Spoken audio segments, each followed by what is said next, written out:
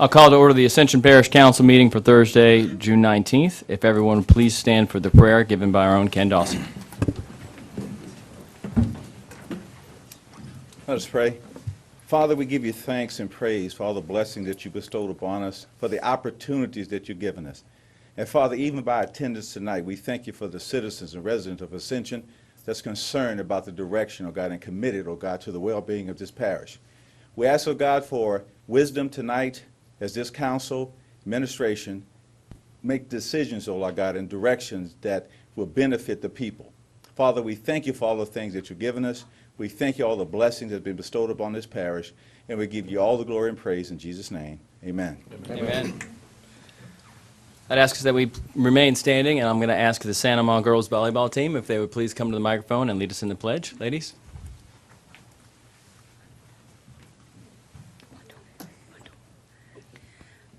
Ready? 1, 2, 3. I pledge allegiance to the flag of the United States of America and to the republic for which it stands, one nation, under God, indivisible, with liberty and justice for all.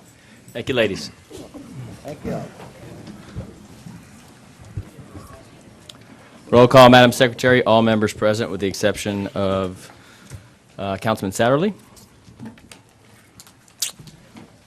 Chair's additions. I have two items that I'm going to be pulling from the agenda.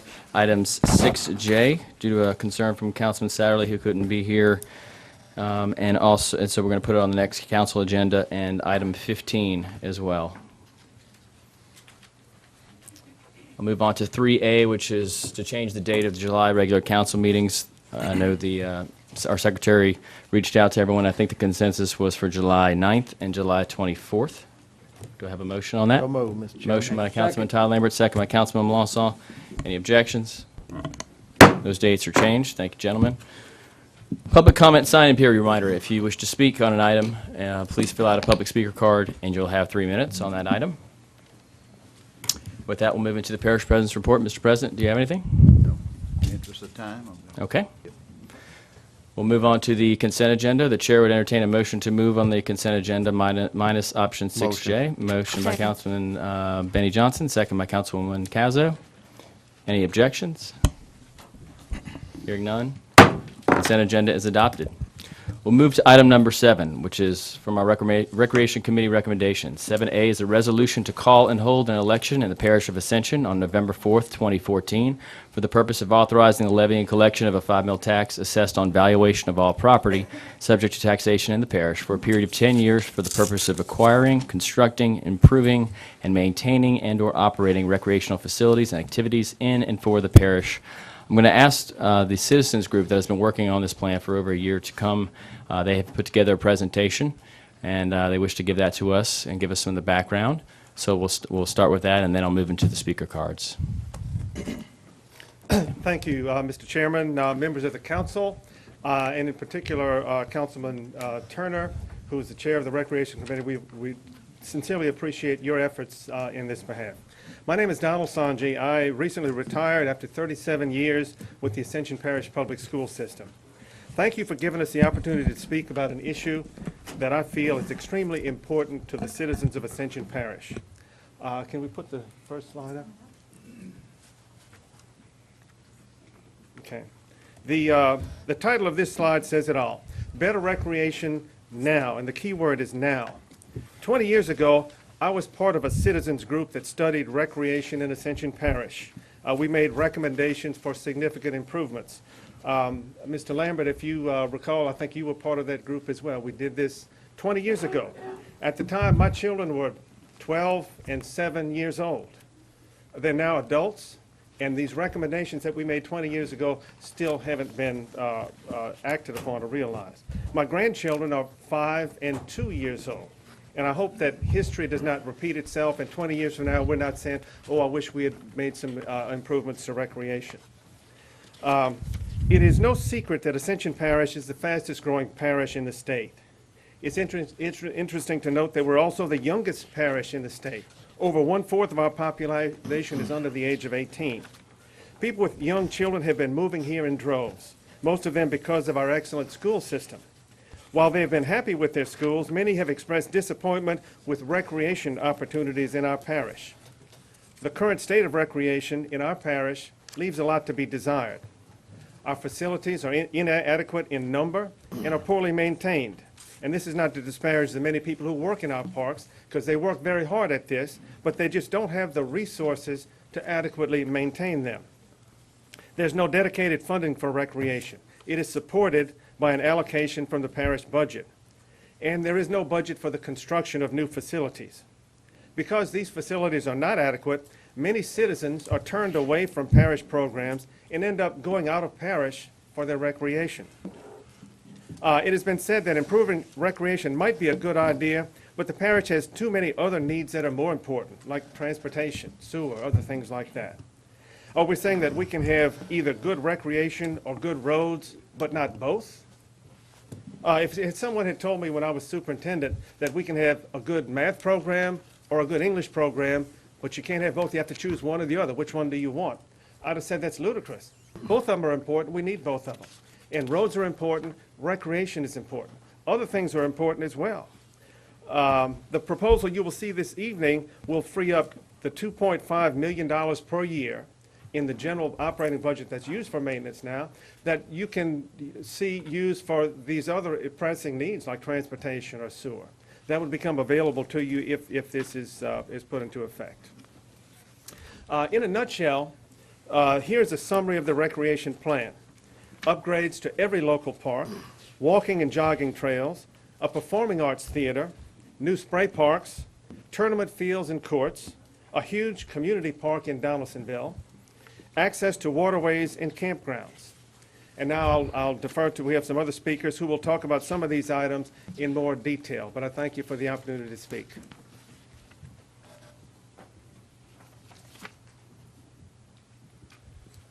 Good evening. My name is Aaron Lawler. I live in Prairieville, Louisiana, and I'm here to talk about what may be the most exciting part of this plan, and that's the local park upgrades. Every single existing park in Ascension Parish is going to get upgrades, every single one. And that's something that's one of the goals, is to do that immediately, to show the people of Ascension Parish how much we care, what we've got, and how much we care about the parks, the people, and the plan. So we want to get this done right away. This is one of the priorities.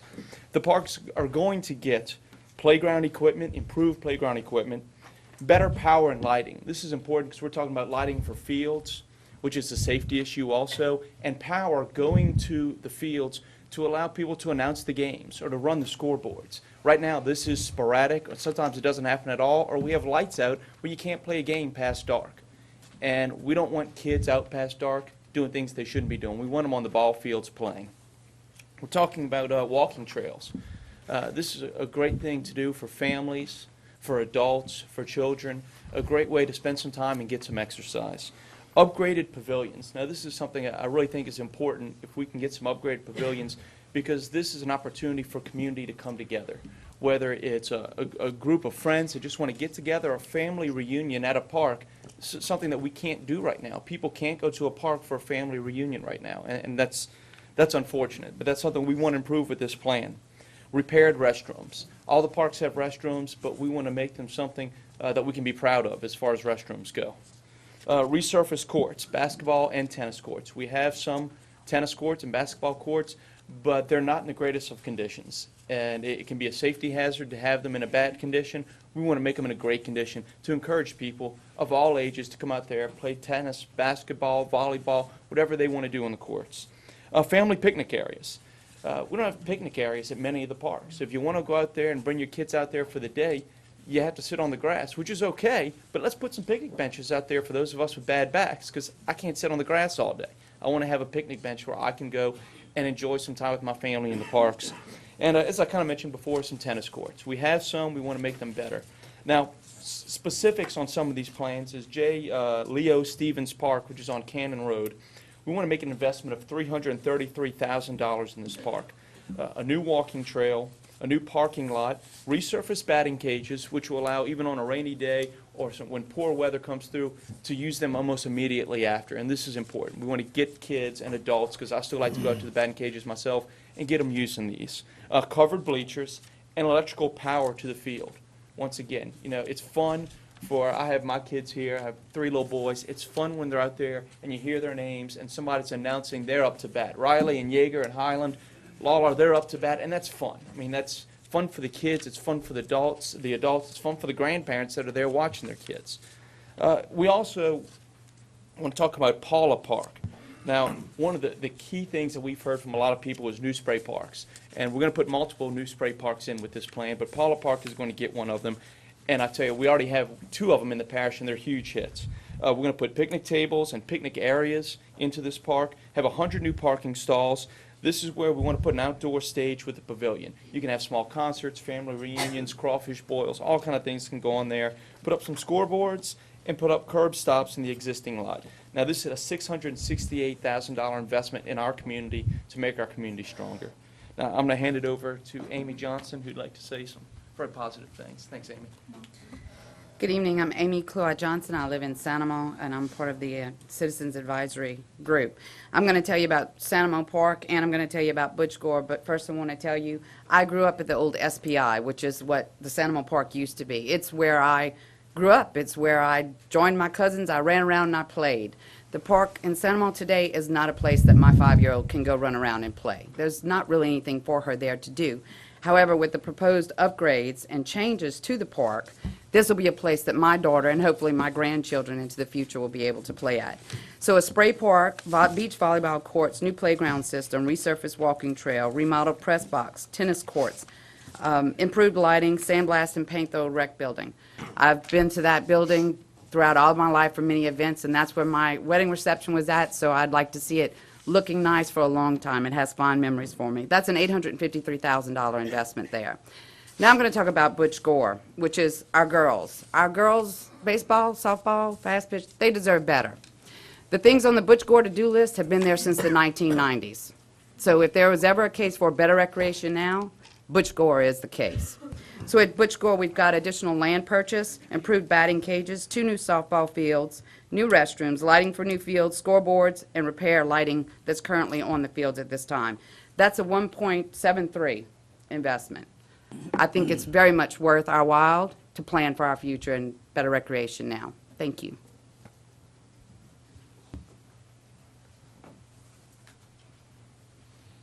Good afternoon.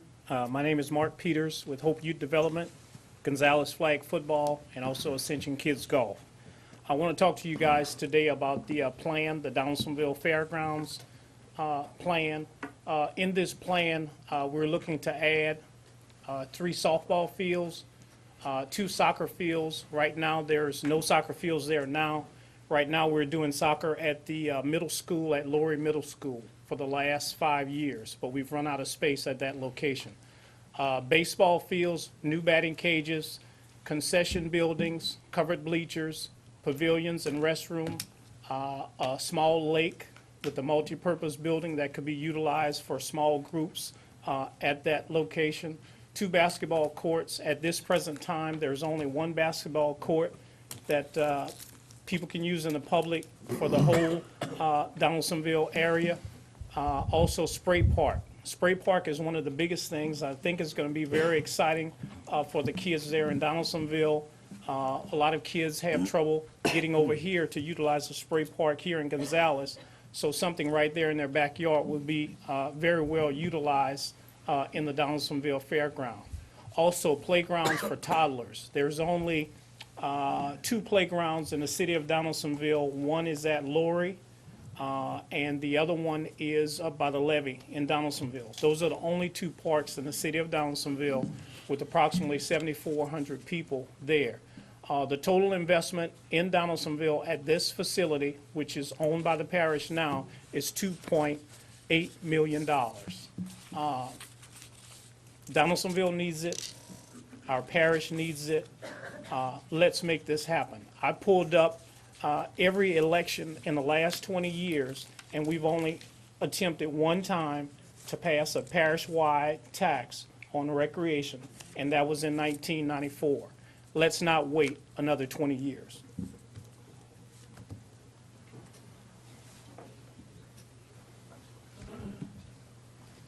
Hi, my name is Jonathan Scott from Prairieville.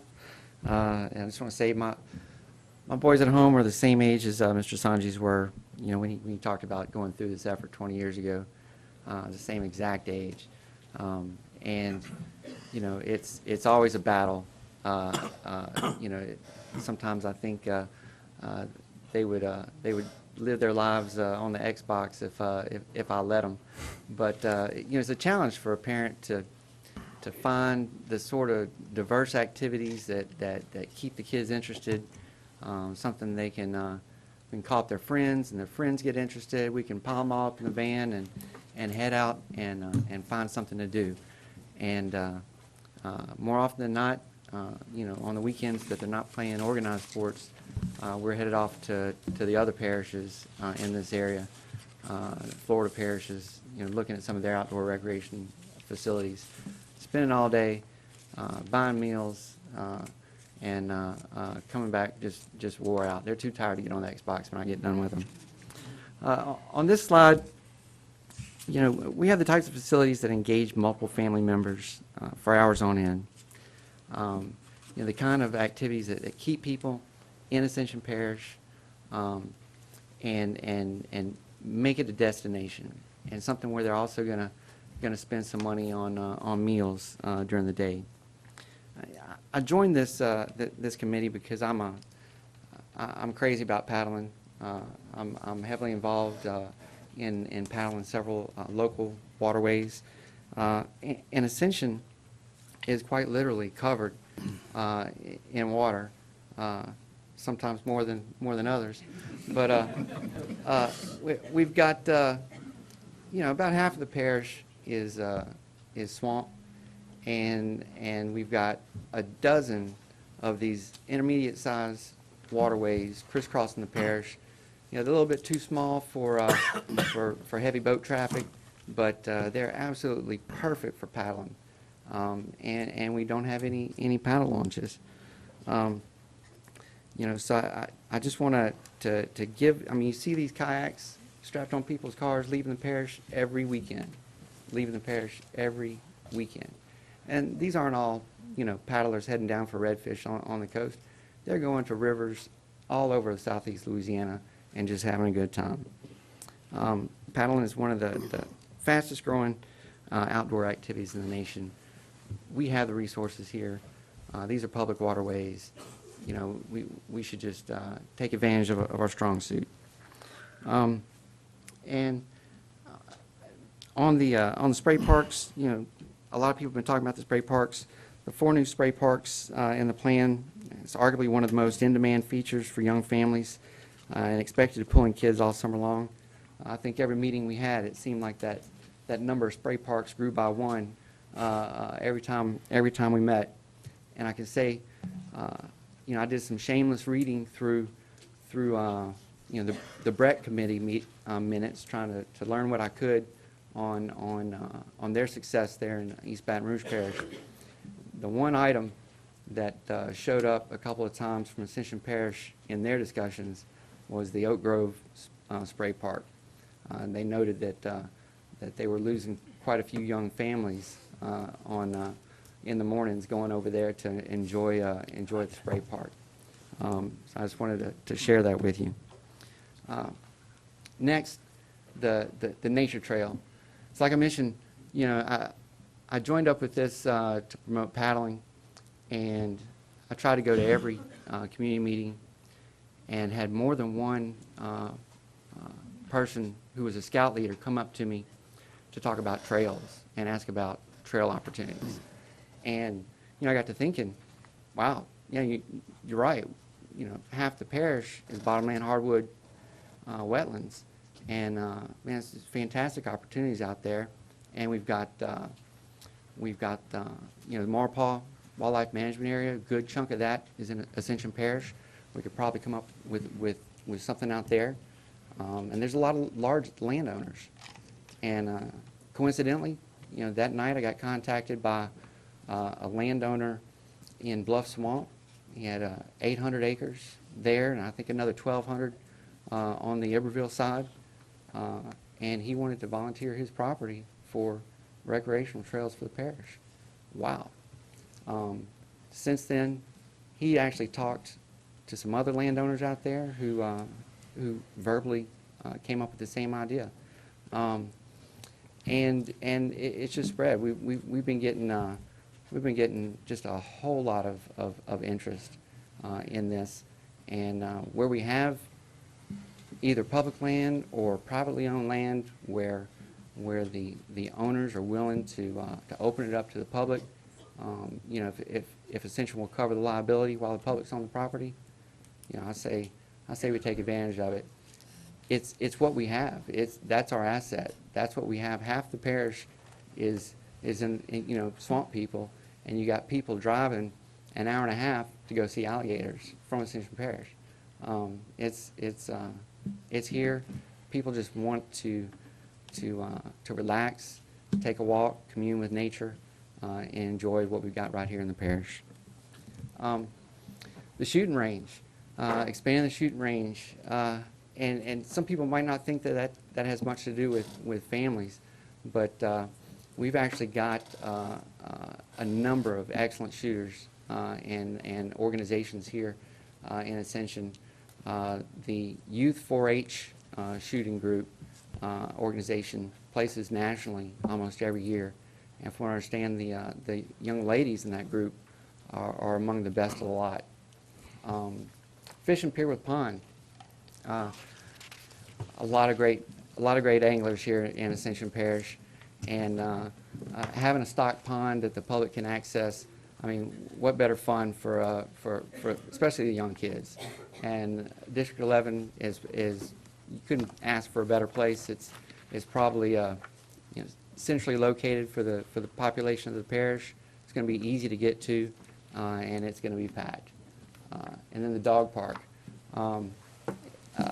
You wouldn't think families, you wouldn't think about dog park, but I can promise you, young professionals who are looking at Ascension to invest in Ascension because they're going to have a family one day, that dog is their kid right now, and they're looking for some place where they can take that other family member out and have a fantastic time.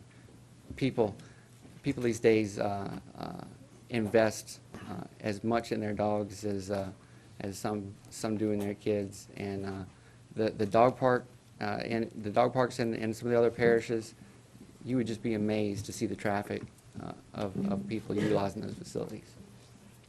That's it. Thanks.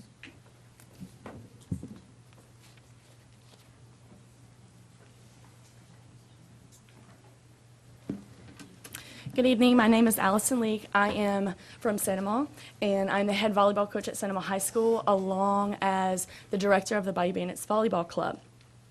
And I want to show you what we will have at the Ascension Recreation Complex. 7 soccer fields, 3 football and lacrosse fields, 7 baseball fields with 5 batting cages, 6 basketball and volleyball courts, a walking and jogging trail, new access road that will be near, this facility will be near the community college. And we're looking at a cost of about $8.6 million. But we do have 150 acres that's already owned by the parish. So we do have that land that is there. It's right next to Lamar Dixon, but it is not Lamar Dixon's property. This is ours. It's very important, I think, for the expansion of the gym. Now, the gym is housed right now in Lamar Dixon, but we do want to expand that. There is only one public gym currently in our parish, and that is at Lamar Dixon. There are 2 volleyball courts, and that is not enough for all these girls that want to participate. You can't walk into a school gym and use it. You can't do it. It's not possible. And most of our gyms are being used 24/7, every day, all day long, throughout the entire school year. Last week, we had a volleyball camp at school, and this is how bad a need is for a big facility that has multiple courts. We had to tape down lines. These girls right here had to tape down lines on Sunday night and pull in badminton nets into our cafeteria because we had so many girls that were already pre-registered, and we had no idea how many girls were going to show up at the door. And we needed those facilities. We used them. And we have 3 courts at Sanama High School. Some of the other high schools don't even have 3 courts. So these courts that we're talking about will definitely be used, and be used year-round. Our volleyball club has tryouts every year because unfortunately we have to turn kids away.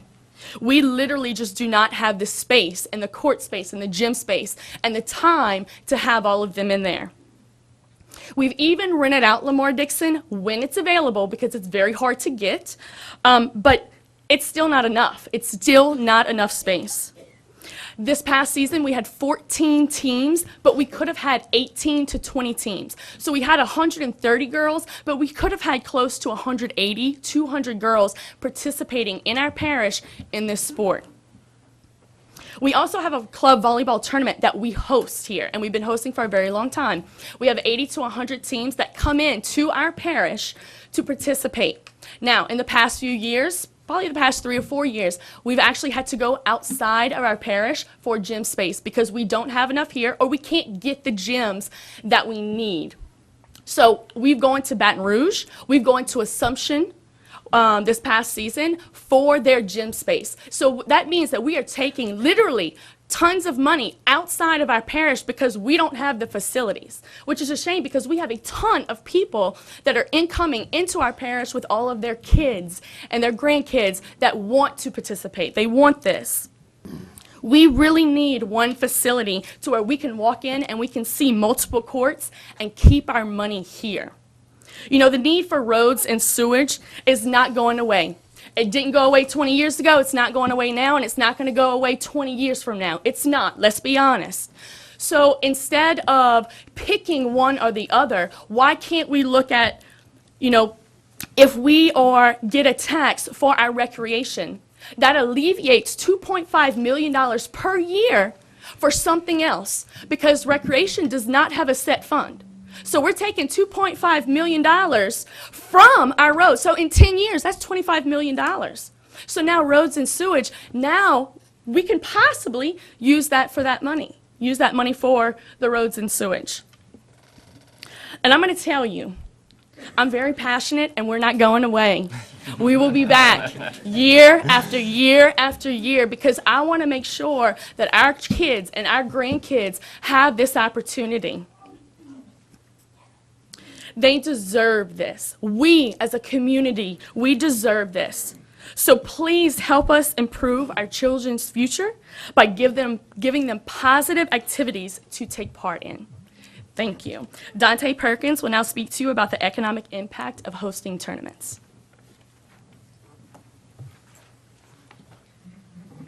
Good evening, members of the council. My name is Dante Perkins of Gonzales, Louisiana. I'm also a AAU basketball coach in our parish.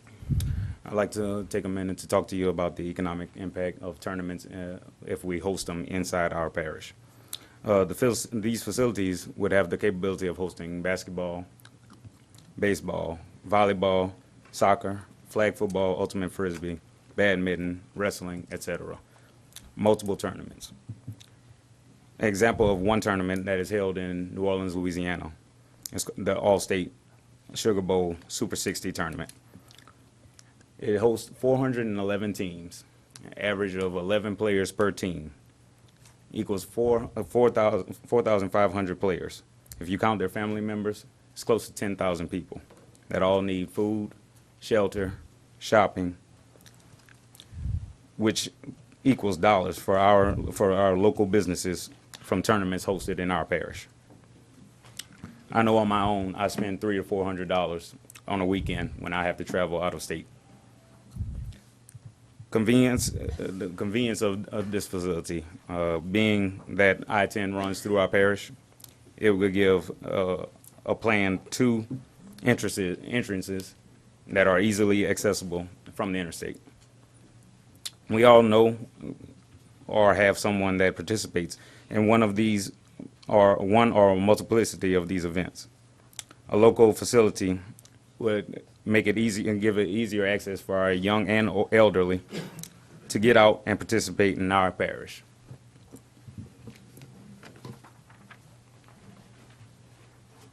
At this point, I don't believe I need to introduce myself again.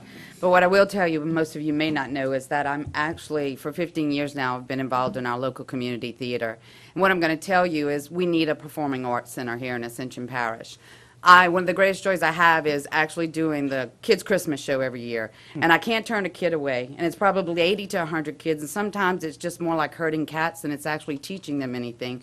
But one thing I try to give them before they walk out is what performing arts does for them now, whether they pursue it as a career or they just do it for the love of it itself, is it gives them confidence in who they are and controlling a space, being comfortable walking up and talking before a crowd. A performing arts center for our youth in this parish is necessary. We have award-winning drama programs at all of our high schools on the east side. We have a nationally recognized performing arts academy in Ascension Parish. We have dance studios on every corner as well. We have choirs and bands that go out and win state and sometimes national awards. We need a space that they can come together, that they can put on performances. Our schools sometimes can't support the type of productions they'd like to put on. We need an auditorium that can do that. Right now, we don't have a space for it. We hope to find one in the near future with the plan. Of course, it'll be an investment for that and an outdoor amphitheater, of $7.1 million. And we certainly hope that this plan goes forward and the community at large realizes what a necessity this is for everyone. Thank you.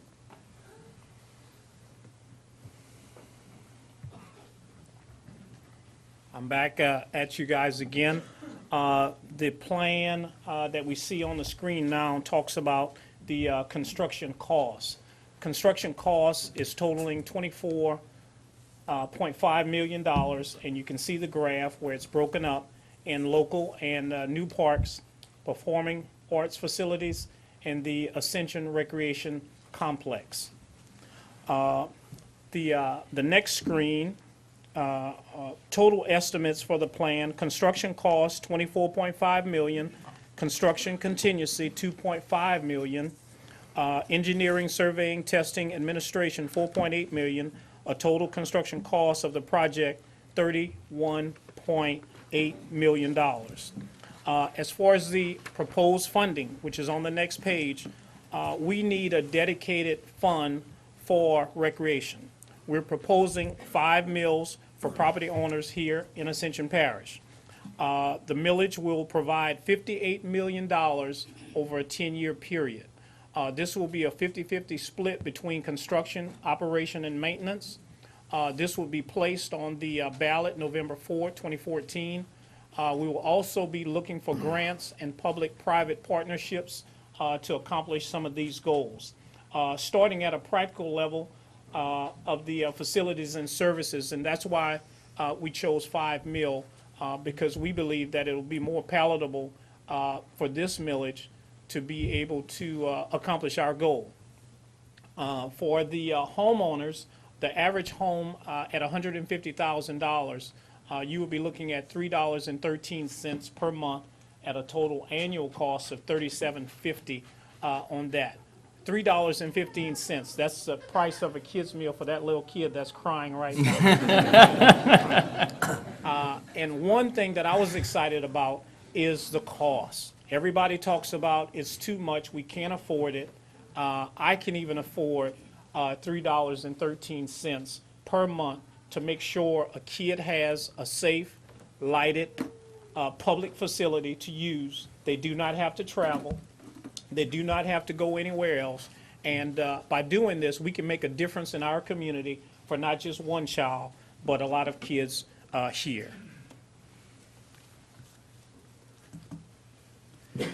Value. I was in a school board meeting yesterday with business leaders and the school board superintendent, and she talked about value added to our school system. One reason that there's value added is because of the taxes that we pay to make sure they have everything they need to succeed. In order for this parish to succeed, it has to be balanced. And one thing that we want to do is have a balanced parish, and you spread the money around and make sure that we're meeting the needs of a lot of different things that are going on here in our parish. It builds a sense of community when we have better recreation. It saves travel and provides more family time. It increases positive behavior in our youth. It reduces juvenile delinquency. It encourages performing arts. It generates revenue from tournament visits. It enhances the quality of life. And that is why a lot of people move here for the quality of life, for the educational system as well. But if we have an educational system and we do not have a recreational system to give a balanced child an avenue to grow, you will not have a good, productive kid. So we would like you guys to take this to note, and we need better recreation now for our kids, community, and for our future. Thank you. Next, I'm going to call on, I'm sorry, Aaron, you, I'm sorry, I'm just, in closing, okay, sure. I humbly ask on behalf of all the people that have worked on this project for over a year or about a year, please put this on the ballot November 4th. Give the citizens of Ascension Parish more of an opportunity to talk about this. We've put together a great plan, and the citizens want a chance to vote on this. Please give us that chance, because I tell you, we've covered a lot of things. We know what it's going to do for families. We know what it's going to do for the adults. We know what it's going to do for the kids. But I tell you, there's more to it. There's an economic value to this that can easily be overlooked. Home values. There are studies in this report. Texas A&M, a professor did a study, and he found that home values around good, well-maintained parks went up between 5 and 20%. Now let's take it on the low end. 5% of a $200,000 home is a $10,000 increase in home value. I don't think there's anybody in Ascension Parish that doesn't want to see their home values go up. And this is an opportunity to do that. This is also a great opportunity to bring in and keep the great people that are making this parish grow. We have some great plants here in town. We have some great manufacturers here in town. They need good people. They want good people. They want good engineers and accountants and safety personnel. Let's make them want to come here. You know, for a company, it's not cost beneficial just have to pay people more to get them here. The company wants the people to want to come to our parish and work, and that's what we're going to give them the opportunity to do. Because this isn't just for people that have kids.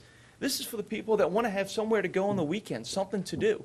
The young guy that just got out of LSU that says, hey, where am I going to live? Maybe I'm going to stay in Ascension Parish. Or the guy from UGA or UVA or University of Washington that has just got his engineering degree, and he and his wife were looking for somewhere to go. Say, where am I going to go? Or there's a young lady that you know, she just finished her doctorate. She's become an MD. She's looking for a place, and she has an offer from St. Elizabeth's Hospital. She says, you know, that'd be a great place to go. What do they have to offer me? I can get money from anywhere, but wow, Ascension Parish has great recreation. I can go kayaking. I used to love to go kayaking up in Washington, and I can do it here and see something completely different. Let's give them that opportunity. Let's give the companies and the businesses in our area the opportunity to grow, and that's part of what this plan does. Please put this on the ballot. If you all have any questions, I'm sure a lot of us would be happy to answer as best we can. Thank you all. Next, I'm going to call on our Recreation Director, Mr. Mike Mueller. Mike? Good evening. I just want to kind of reiterate on what the Citizens Committee was talking about, and maybe shed a little light on some of the things that I see every day sitting in my chair, and the phone calls that I receive on a daily, hourly basis. I know they touched on pretty much everything, but the overcrowdedness is a huge issue. I mean, we have over 700 T-ballers playing at Paula Park. I mean, that's no less than 1,400 parents. We have over 800 baseball players at Stevens and Santa Mall Park. Butch Gore, we have, I think the seasons run, you know, between spring, summer, fall, whatever. They play 11 months out of the year out there because there's so many excuse me, girls that they have to string the seasons along. All three of those parks have to have parking. I mean, there's just simply nowhere to park out there. You know, we need to make room for all these people out here. Adult softball. We turned away adult softball teams. I think we turned maybe 6 or 8 teams away this year because we simply don't have anywhere to put them. One thing I want to touch on is the multi-use facility. I know that Allison spoke about. We have 110, 120 some odd citizens in the parish. We have 1 gym, 0 swimming pools. I mean, I think that's a must. The upgrades on all the parks, east side, west side, it's a must. Community centers. We run our community centers 6 months in advance. These things are hot. We need new air conditions. We need new lighting, facilities in some of them. We get phone calls all the time. The air conditioner went out, the door's off the hinges again, the gates are not locked. We spend more time piecemealing upgrades instead of taking care of, what we can, having the resources that we should have. And I also think we need to really look at the recreation other than the big 3 or 4 sports, other than the football, baseball, basketball, and things like that. We have a lot of people in this parish, and a lot of them don't play in those competition sports. Maybe it just be their choice or age or what have you, but we need to be able to accommodate, every citizen that we can in this parish. And on a personal note, I'd just like to say I grew up in this parish. I played my baseball, my football, my basketball. I swam, rode bicycles, or whatever. I chose a career path that took me away for 15 years, but this is where I came back. This is where people want to be. This is where I want to be. This parish is growing rapidly, and I think recreation is way too far behind. And I think it's time we do something about it now. Thank you. Great. Thank you. We'll move on to the speaker cards. My first speaker is Ms. Karen Law.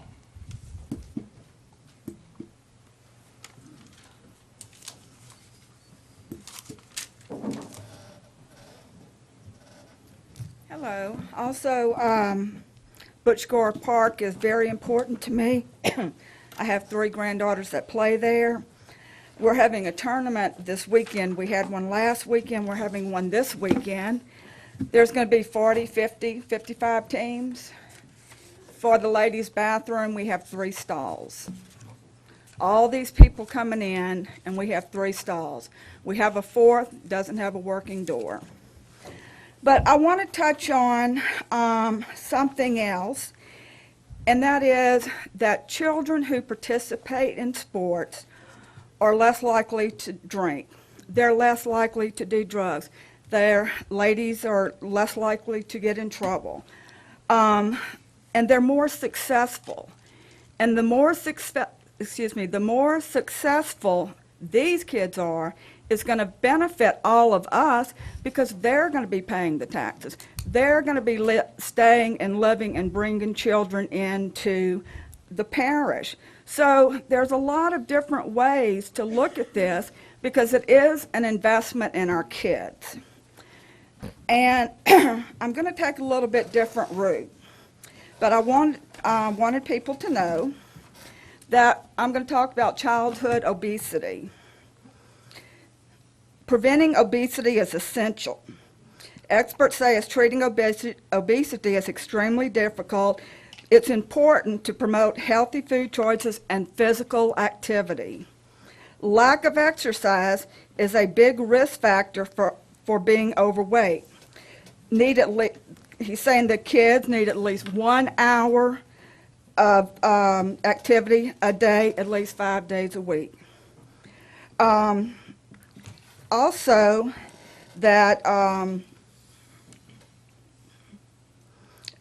he goes on to say that he has a formula that he kind of goes by, and it goes to the point. He says he shares the 5-2-1-0.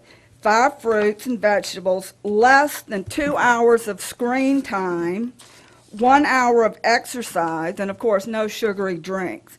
But again, we get back to the fact that this is a problem that we can solve. Not totally solve, but we can help, and we look at our kids and the information that I got, and it's just unbelievable, but 17% of all children are obese. 17% of our children are obese. So I think that's a number that we can work on. I think we really need to invest in these kids. Every park, everything that we do is just really important, but it has lots of ramifications. We want our healthy kids. Great. Thank you. Thank you. Next up is Riley Lawler.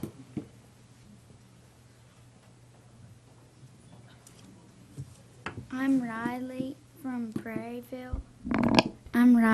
Prairieville. And I think we need more football fields, baseball fields, because we don't have any places to play. that are close to our houses and neighborhoods. And we need more like spray parks because I only have one. Our family only has one near our house, and we go there sometimes. But I think we need more. And we need more baseball fields and some sand areas where you could play, and swimming pools. And that's all I have to say. Thank you. Next, we have Nina Barrett Gibson.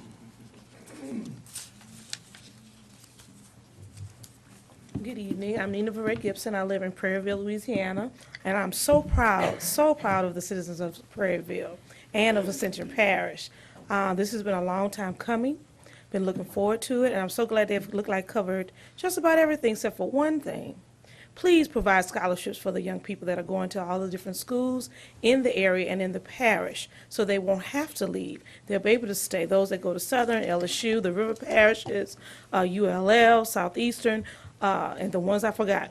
Please provide them scholarships so they won't have to leave. We ask for scholarships for engineering and other areas for education, but we need to make sure that the parts of recreation and park and recreation, urban forestry, for them to be here, to be able to stay here and utilize the money, and the money won't have to leave. I won't have to go to Baton Rouge utilizing my money to do other things. I can keep everything right here at home in Ascension Parish. So please make sure it gets on the ballot, because I'm definitely going to vote for it. $3 a sub, oh yes, for sure. That's less than a Happy Meal.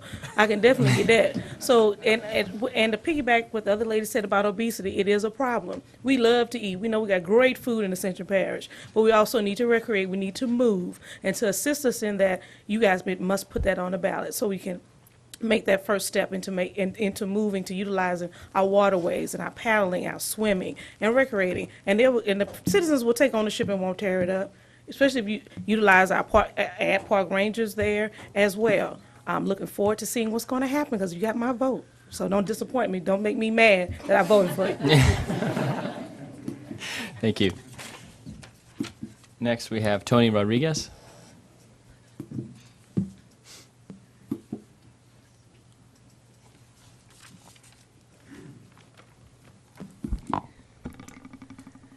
Hi, my name is Tony Rodriguez, and I have recently graduated from Santa Monica High School. I played volleyball, basketball, and I did track there. In the fall of this year, I'll be playing volleyball at LSU.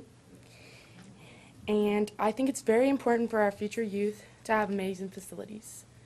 Over the past 3 years, I've played club volleyball, and I've traveled to many places, and they've always had really good recreational places to play, and they always have mini courts and things like that. After college, I would love to come back to Ascension Parish and coach volleyball, and I think that if we had this recreational place, I could go and coach volleyball there. Our youth of Ascension Parish deserves the chance to make their dreams become a reality, much like I have, but we need your help, so please consider putting this park and recreational tax on the ballot in November for our youth's future and dreams. Thank you. Thank you. Next up is Cliff Howell.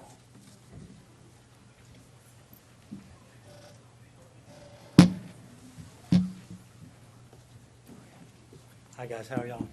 Cliff Howell from Prairieville. I wanted to talk a little bit about the Santa Monica volleyball program and the Bayou Bandits program. I'm one of those parents that leaves the parish and spends our money. I mean, we're talking hundreds of dollars that come out of my pocket to go to Assumption or go to New Orleans, Kenner, Alexandria, Lake Charles, wherever we go play volleyball at. We need a facility for these girls to play. Not only that, but we have basketball programs at AAU. I'm a basketball official in the area as well, and I see the money going to Livingston or going to New Orleans. 400 teams could be bringing some serious dollars to this parish, not only for basketball, but we're spending a lot of money with volleyball. You see, we got girls, hundreds of girls that we're having to turn away. We don't have but 3 gyms. We need a 6-gym facility or a 5-gym facility. Well, we go down to Kenner and we got 5 teams. We have 3 teams on one court, 2 teams on another court, 2 teams on another court. You know, that's 70 parents that are driving down there, eating out, spending money, gas money. All that money is leaving the parish. So I don't know why it would be such a difficult decision to put this on the ballot. Let the people of Ascension have their vote. If they decide not to do it, then that's their right to vote. We just give it a chance to get on the ballot so we can at least have that opportunity. Thanks. Next up is Miranda Hayes.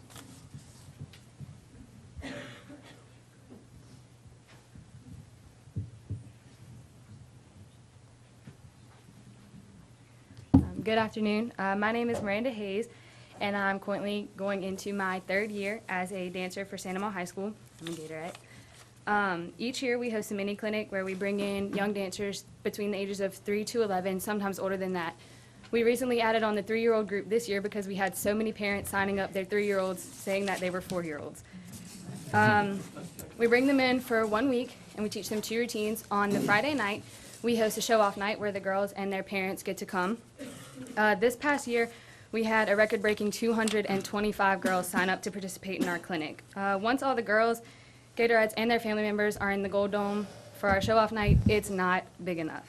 Our show-off night could potentially be moved to one of the new performing arts buildings in order to accommodate the huge number of people that are participating in our school activities.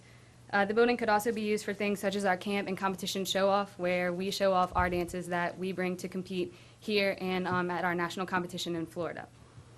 On top of being on a high school dance team, I've danced for a local studio, The Dance Difference, for 9 years. For the past several years, we've had our annual recital at the Rec Center in Gonzales because there's nowhere else locally to have it. The only other option would be to have it at the River Center, which for a studio based around Sorrento, Prairieville, and Gonzales, it's really just not convenient. At the Rec Center, however, there are no dressing rooms and there is no stadium seating. Before and after the show, we set up and take down the chairs, in addition to setting up dressing rooms that we make out of metal poles and curtains. Not to mention that the advanced classes, which I've been a part of for the past 4 years, change side stage behind the curtains. Hopefully with the addition of a performing arts building so close to home, it can help dancers and other performers like myself for the future years. Thank you. Thank you. Next up is Jolie Hartman.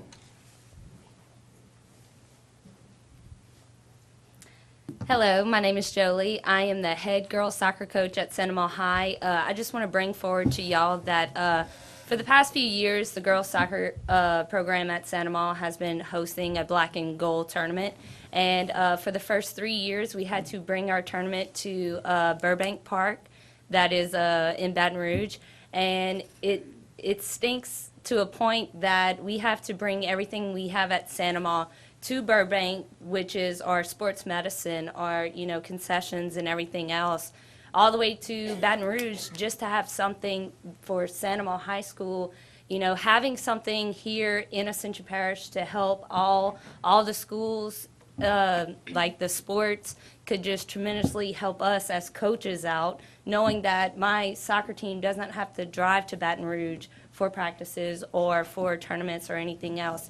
And I'm also a senior at Southeastern. I'm a kinesiology major, and obesity is one of the biggest things that we talk about every day in debate class or, in our anatomy class and everything else. And having this just in the state of Louisiana, we're the 8th state in the nation to be obese. And I think that's funny to know that I grew up with my parents going, you can't come in until that front porch light comes on. And to see today kids with iPads and iPhones and, Game Boys and everything else is, I grew up being outside. And some of these kids doesn't have that facility to be outside, or the parents doesn't feel safe with them being outside. So I definitely recommend this to be on the ballot in November. Thank you. Thank you. Ms. Courtney Dewey.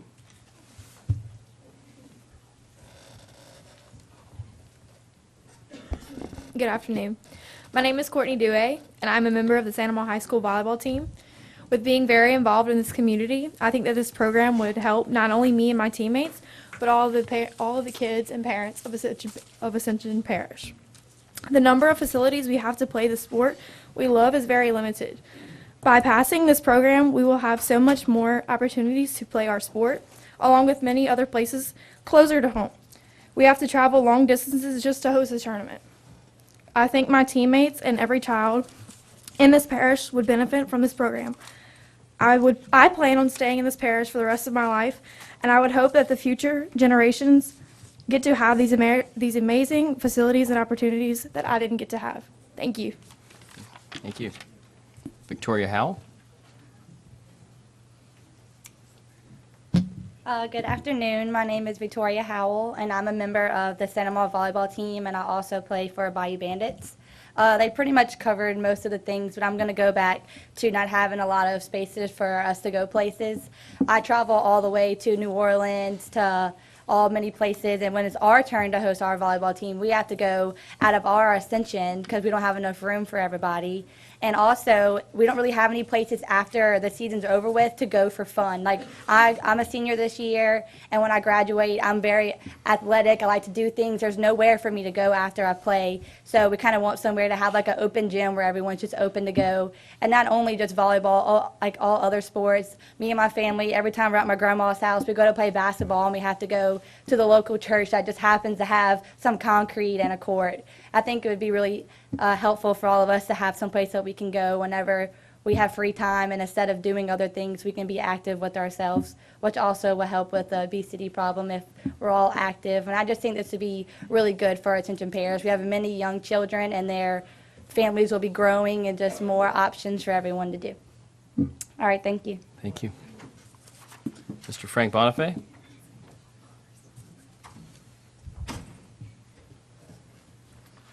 Thank you, ladies, gentlemen. This is a proud day. After 20 years, our effort of trying to open up recreation and tourism at Alligator Bayou, we started. It's so great to see the youth making a difference, and we do need to get all the kids out into nature. And our hope and goal is that this will be passed. And our goal is, of course, if we could one day possibly put some water back into Alligator Bayou, that 9,000-acre basin that was drained and then flooded again with East Baton Rouge watershed would be a great canoeing area, and we would support that. And at the same time, there is so much to be proud of in our parish. We have 1,826-year-old trees. That's trees, some ranging as old as Jesus Christ. This is our treasure, and it's what we need to show the children. But at the same time, I do ask you to recognize the communities of the Ridge Road, where we saw a map that was just colored in of all of our properties that we are a little concerned of. Now, recreation, we must have it and a hope for the kids. But at the same time, let's protect the people and as the businesses that are established. And I'm proud to say that Alligator Bayou is going to be opening up our walking tours as well as our alligator exhibit this fall. Our educational program will be started, and working in conjunction with the rec department, we would gladly work with you guys in every way. We have the Alligator Bayou bait shop still and the canoe rental, but no water. So let's work together, put it back, and get the children out. And again, if you could put to an addendum to the bond, hopefully you will pass it, that you will not do a takings or an expropriation or quick take. That would be greatly appreciated. Thank you. Mr. Dale Clary?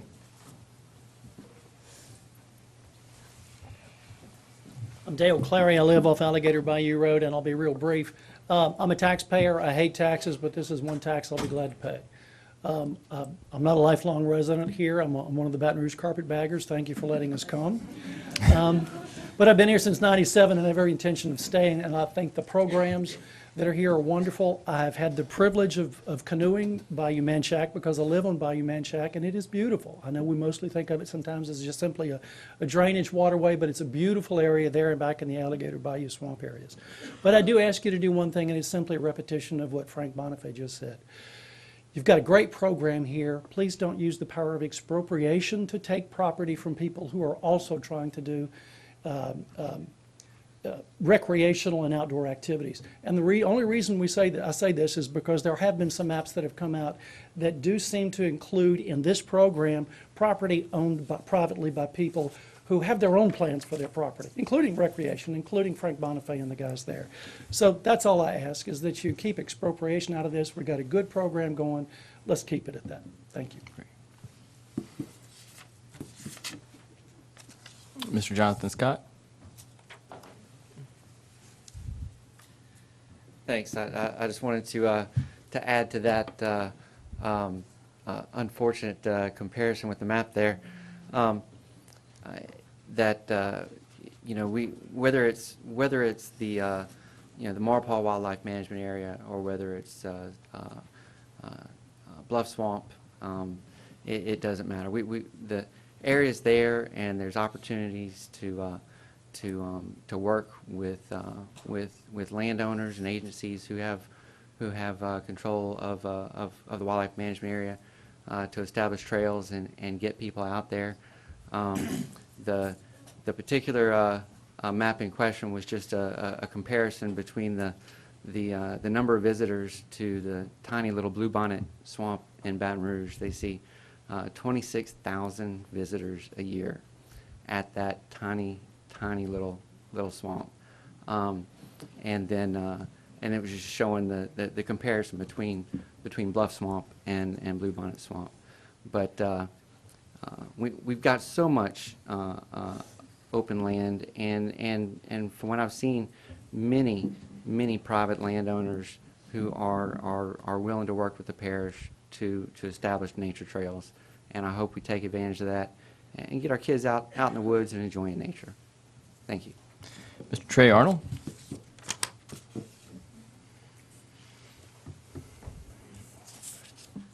Good evening. My name is Trey Arnold from Prairieville.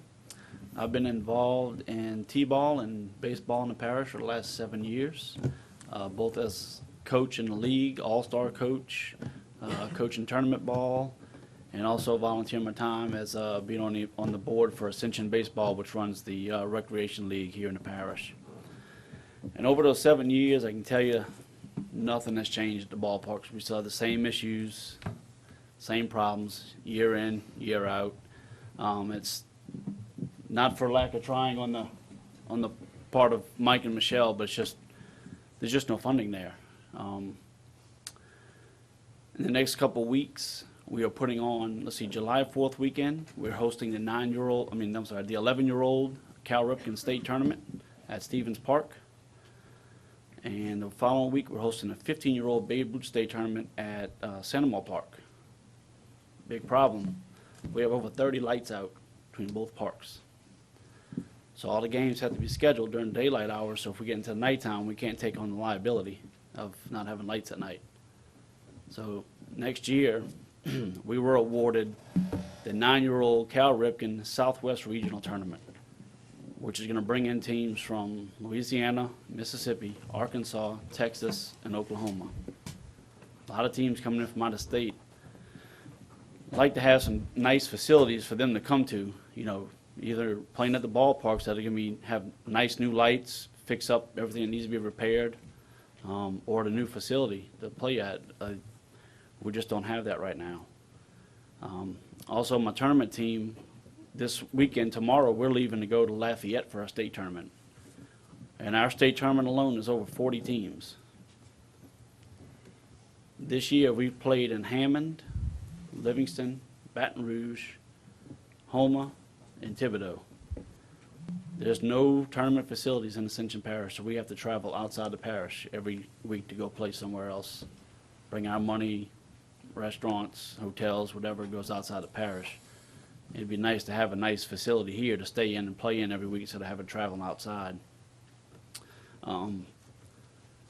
They also mentioned $31.8 million budget. Seems like a lot, but Baton Rouge Parish has passed their tax for recreation, and they're planning on double that. They're looking at $60 million to upgrade and build new parks. So half of that is nothing for this parish. I think it's needed and long overdue, and I just hope we can get this put on the ballot in November to give this to the kids. I think they deserve it. Thank you. Mr. Dane Bourgeois.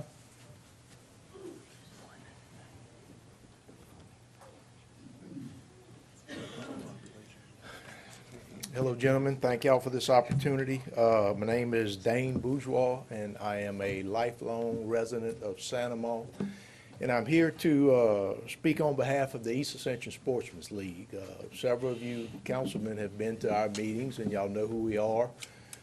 We are an outdoors group. We're hunters, fishermen, and conservationists. We recognize the responsibility of conservation in order for us to partake in the activities we do, hunting, fishing, et cetera. I'm not gonna, I agree with everything people said before me. I grew up playing baseball and all, but as I got older, circumstances, I hadn't played ball in 20 years. But,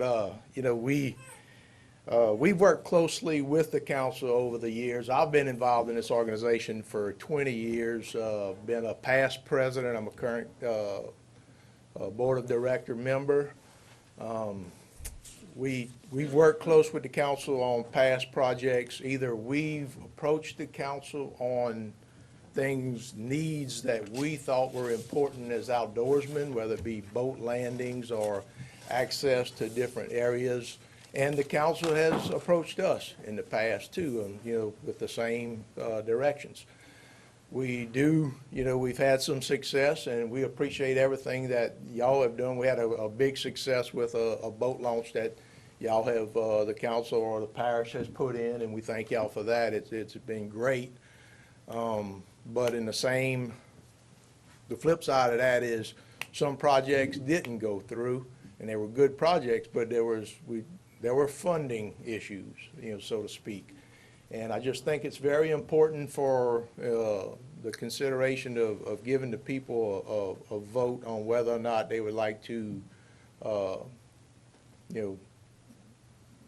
pony up and pay for the activities that they want to participate in. And I think it's important.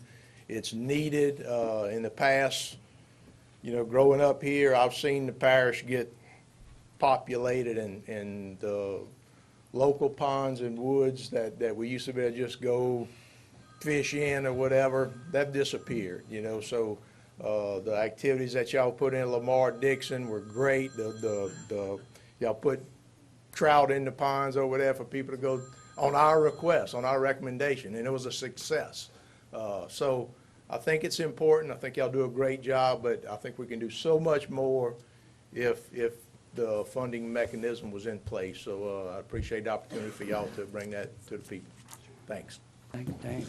And I'd like to recognize Mr. Ryan Schillings. He's the current president of the ESL, and I just kind of beat him to the punch on this. But thanks. David Bach.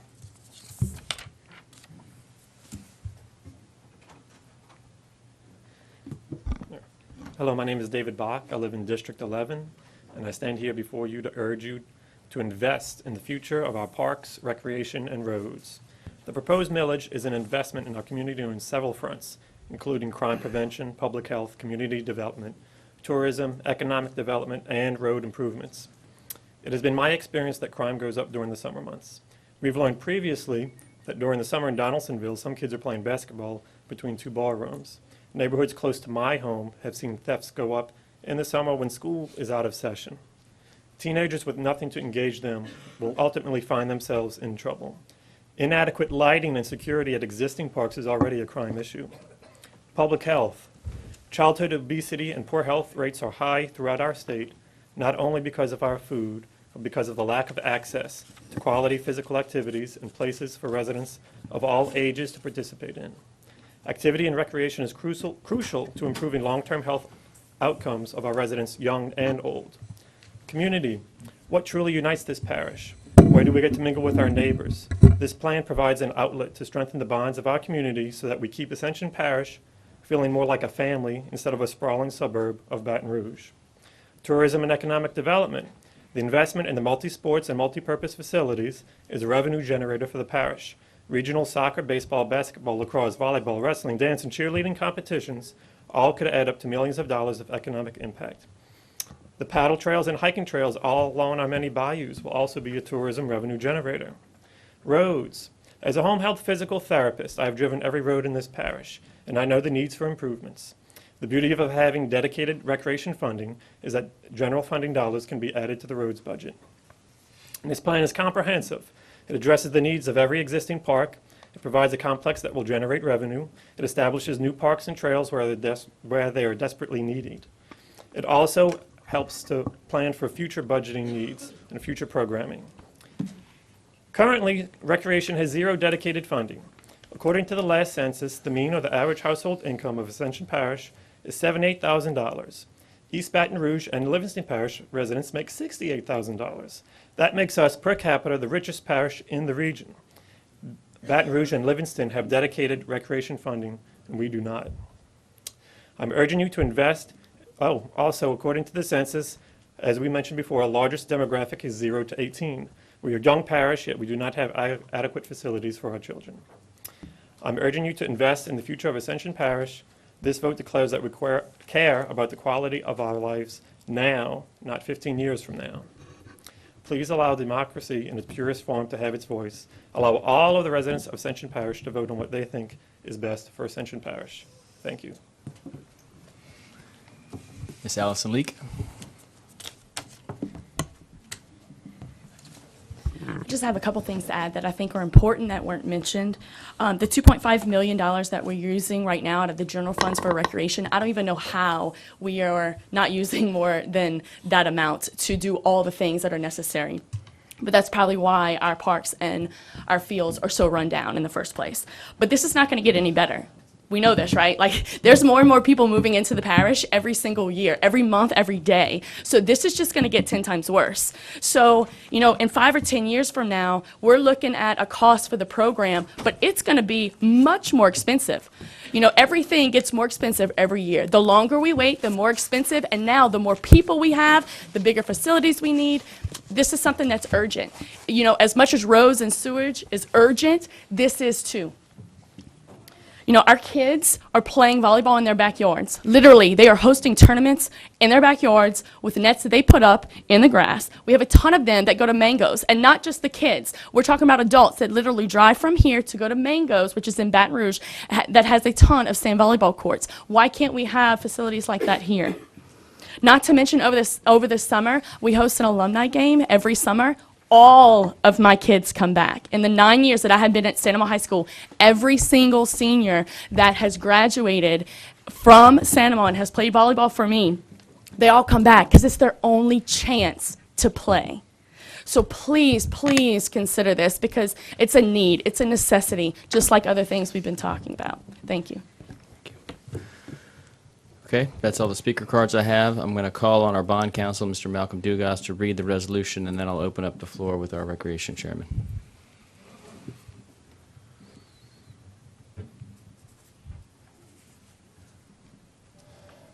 Good evening.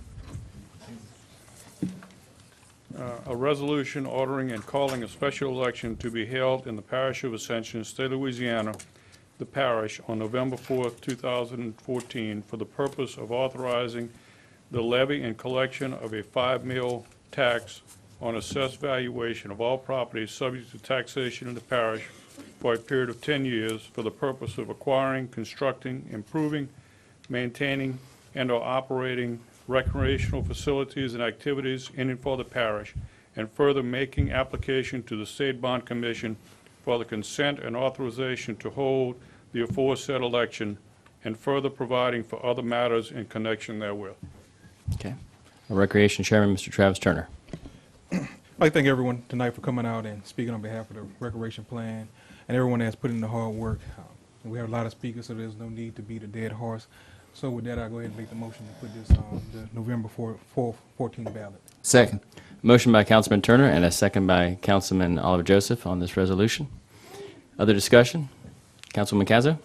Yes, I want to point out that while I'm wonderfully supportive of this plan and look forward to seeing it on the ballot, certainly will vote for that to happen. I need to express the concern of folks along the Ridge Road who have hunting clubs in that area.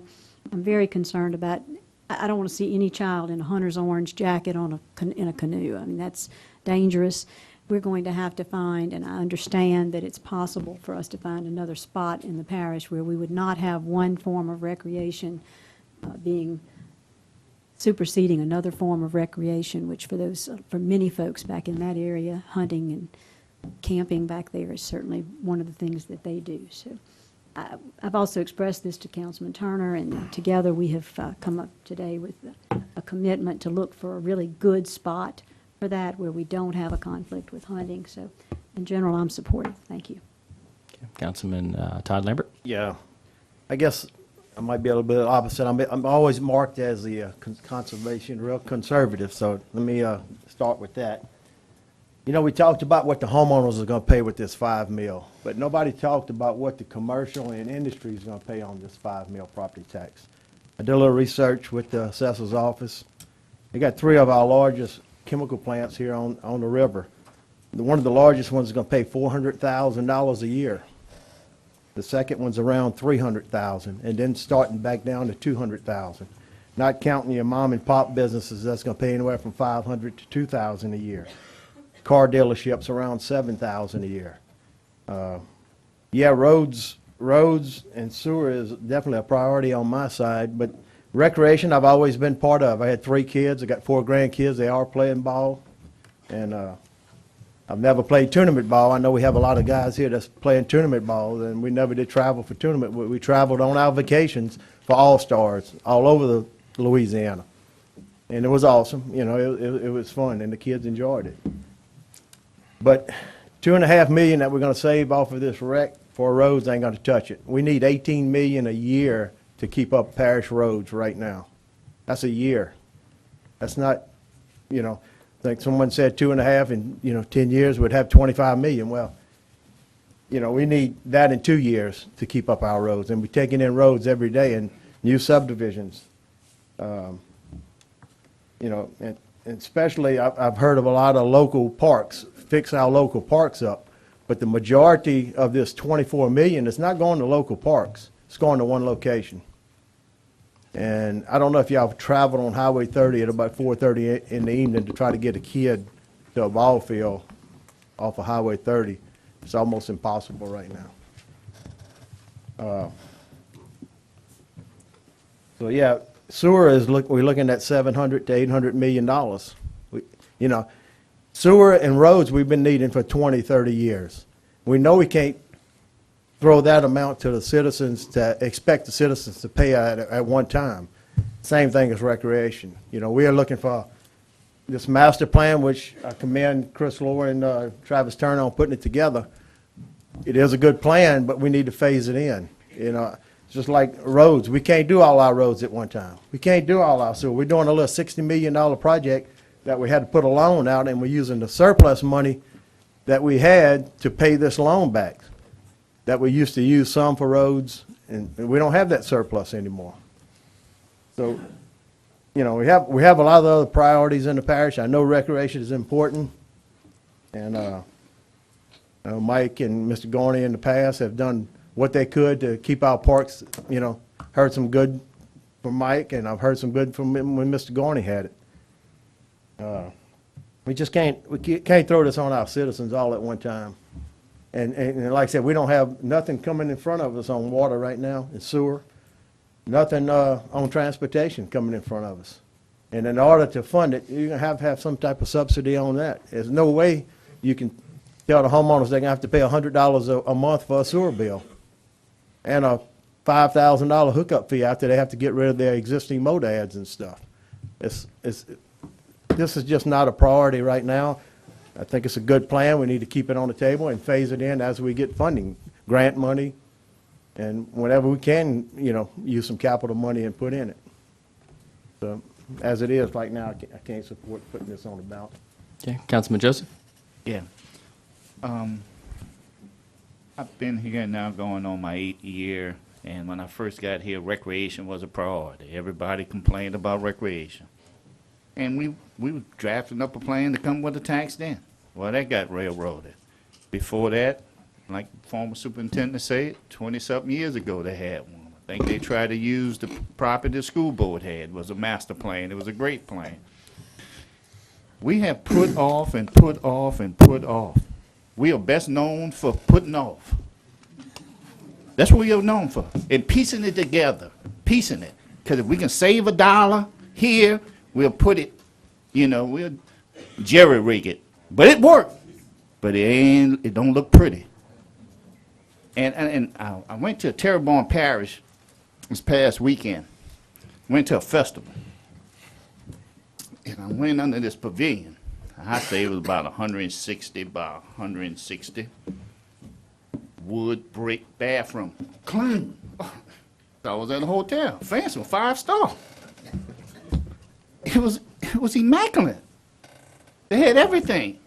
The bathroom, they had the fans underneath. We in South Louisiana, they had fans underneath to keep it cool. It was like 90 degrees and I didn't know it. But they invested in it.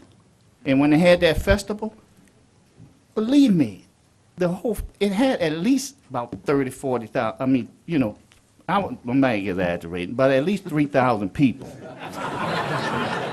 Okay? 30 or 40 was existing. But 3,000? Yeah, because they was all underneath the pavilion and was celebrating the festival. But it was real. It's not like Ascension Parish. Every pavilion we got is a metal one. I mean, it's the local metal shop around here. We don't have nothing fancy, nothing. But the gentleman in the blue said our average income is about $74,000, $78,000, $77,800. Which one? $78,000. And we're, you know, I understand what Mr. Todd's saying over there, but the plant paid a lot of money to these people that work for them. And they get them from all over the world to come work here. And for me, it's embarrassing to have your children go to a bathroom that you only got 4 and one of them don't work, or you don't have none on some of the field. I mean, I'm going to be honest, I'm embarrassed. I hear all these young people come here and talk. They want to be here, but they're going to have to make a choice. To live here or go somewhere where quality of life is a whole lot better. I left here and went in the military, and I seen third world country got better stuff than us. Believe me. So, for me, this tax is a no-brainer. Put it on the ballot. You want it, you're going to vote for it. You don't want it, you live in the Stone Age. And that's where we're at. Because I heard the president one time say, you don't want the road tax, we're going to go to gravel road. And that's the mentality we have here. You don't want it, we live in the Stone Age. So, I advise, encourage everyone to vote for it. If the dollar is a problem, vote no. But the future of your children, vote yes. That's all. Councilman Kluat. Yeah, I just want to take this opportunity to thank all the committee members, the citizen group, all you folks that y'all been doing a lot of work for a long time. Everybody in the administration, Mike, your group has worked hard. Like a couple of the guys that spoke tonight, I personally grew up with the Santa Monica Park myself, and I still live a total of about 50 yards from it. But we do see the deterioration of the local parks, and I think I'm gonna tell you what, as a member of that community, that park had went down. It was private. It went down and went away for a while, and there was a big scare that we felt like somebody was trying to buy it up to, I don't know, put an apartment complex, put some housings on it or something like that. The administration at the time and some folks did a good job of going out and acquiring the park, bringing it back. But through the age of that park, one thing they had to do was do away with basically down the Olympic-sized swimming pool, Dane, that we grew up in, and make some changes. The road that went around it is now a walking path, and but right now we need some bathroom facilities up in the front. We definitely need better lighting. I mean, I know a lot of people in my community that take their children and their grandchildren, and I know my sons do with theirs, and they come out here to Jambalaya Park. It's nice. And if we could have something comparative to that, and even with the bad roads, maybe they won't have to travel to Gonzales to make that little bit of enjoyment, a couple hours with their children. One thing I'm proud of is the fact that, look, we took a rough count, got about 130 people in here that came to the meeting, not counting the administration and elected folks. We appreciate you guys coming forward. It's so great to see a positive effort towards something And like one of the speakers had said earlier, that, hey, let's give it to the people. Let them vote for it. Let's let the people speak. We each represent 10,000 people, each councilman up here. And, I mean, at any given time, I can't speak for all the 10,000 folks that I represent. But collectively, got enough people going forward from my area that would like to see it go to the ballot, and that'll give everybody the opportunity to go ahead and vote on it. Once again, appreciate all your efforts. Thank you. Councilman Lawson. I noticed in here, it lists all the precincts. Is this in the municipalities as well? Is it going to be in Gonzales? Yes. It is? Okay, because I've had a lot of residents call me from there, I've been telling them it wasn't. I didn't realize that it was, which just makes it even more on that side.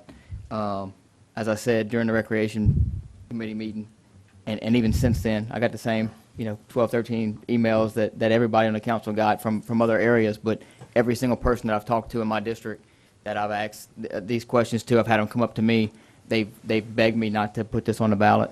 And I've had a bunch more from inside the city of Gonzales ask me about it, and I assured them that it wasn't going to be in Gonzales. I wouldn't have thought it would have been. They're already supporting recreation in Gonzales. Most of the people in Gonzales feel they have great recreation there, and love the leagues for the ballparks and everything else. And so, I mean, there's no way I can support it tonight. One of the big things I've been hearing from a lot of people is, Todd talked about, bringing a tax. There's a lot of uncertainty and a lot of people right now. All the properties in the parish are being reassessed this year. They're doing the flyovers, they're doing a lot of this stuff. There's a lot of people that they have uncertainty in what they're going to pay in their taxes as it is. All these property values are going to be going up. There's going to be a lot of unknowns this year. People are very worried about that as it is, and we're talking about adding extra taxes. We're asking them to vote for something they don't know what it's going to cost them. You can't say it's going to cost you $3 because your house that's valued at $150,000 right now might be over $200,000 next year. You don't know that. And so I've very, very many people have come up to me in my district and some others, but mostly in my district, and told me that there's no way that they want this on the ballot. So I can't support it. Okay. Councilman Todd Lambert. One quick thing to add. We was talking about the chemical plants also.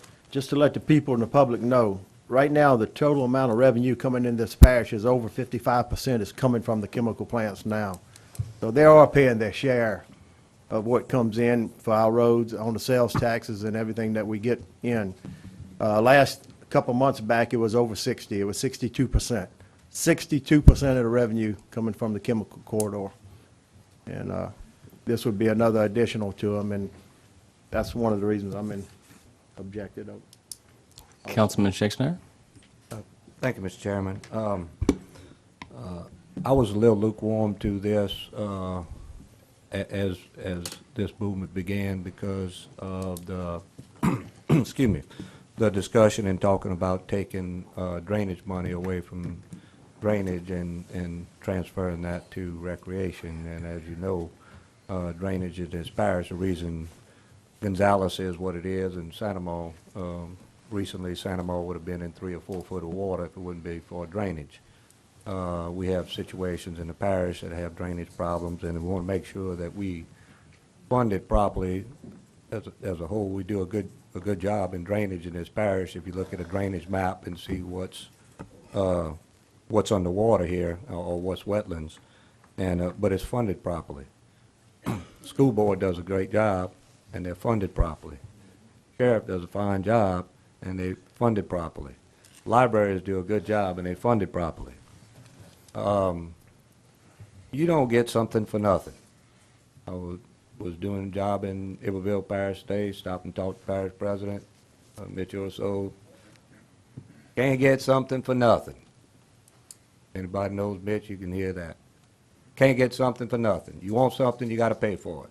Very simple. You people are all here tonight because you have a passion for recreation, and if we want to improve recreation in the parish, it's very simple. We got to pay for it.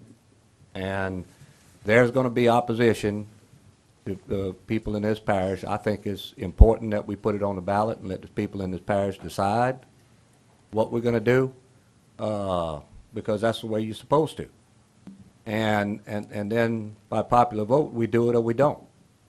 I think it's great things in there, you know, things I want to add. But we're going to have to pay for it or not. We put forth recently, and people talk about the priorities in this parish, we put forth a thought-out plan that was paid out and that was not real ambitious for as the amount of money we put for it, but that would help the choke points in this parish for traffic. Put it on the ballot.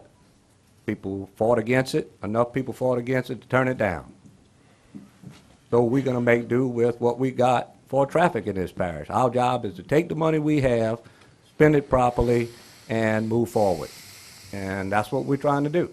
And we're going to have a shortfall. Like Todd said, we $18 million we need, we got $3 or $4 million. That's just the way it is. So you're going to have traffic problems, and it's getting worse. And it's going to keep getting worse until one day enough people get fed up and they say, we're going to fund an improvement in roads in this parish. And then traffic is going to not get better, because it'll never get better. It'll only get more palatable. But we can stand it, keep people from moving away from here. I think it's a quality of life issue. I speak to people in industry all the time.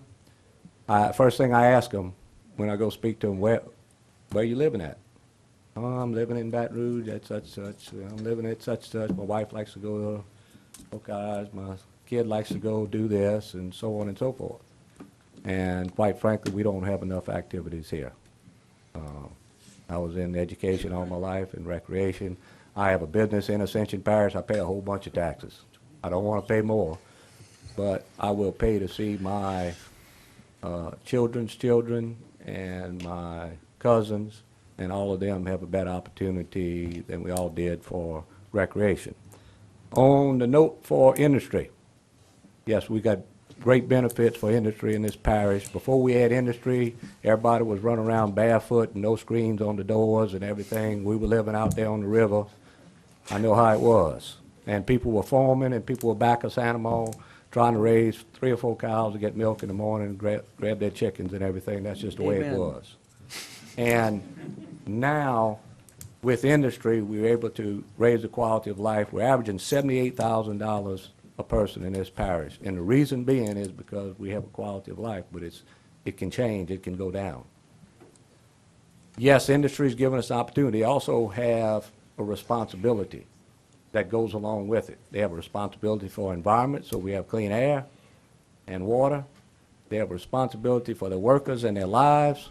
I also remember in those days when you could go to Armet and that softball park was open all day and all night and everybody played there all the time. And you had a family reunion, you went to Pavilion over there, and you went to BASF and everybody could use a pavilion at BASF. And at all of these other plants had some community activities. And it cost them. Due to circumstances, and I understand, with security and everything, the plants are not able to provide a lot of those activities. But what they can provide is the people of the parish with the funding necessary to get it throughout the parish. So I think that's a responsibility that is an added cost. And I tell you one thing, if you want a team to get new shirts in this parish, you know who does it? You can't go ask these big people and everything. You got to go down to the local store, the guy that grew up and is paying for every softball team around here, and they pull out $100 from their back pocket and they take it out of the register, and they grew up around here and they funding your team, and they help you get to go to basketball tournament somewhere else, and it's the local people and local businesses. But yeah, go try to get something from a large corporation because it's just too hard to get.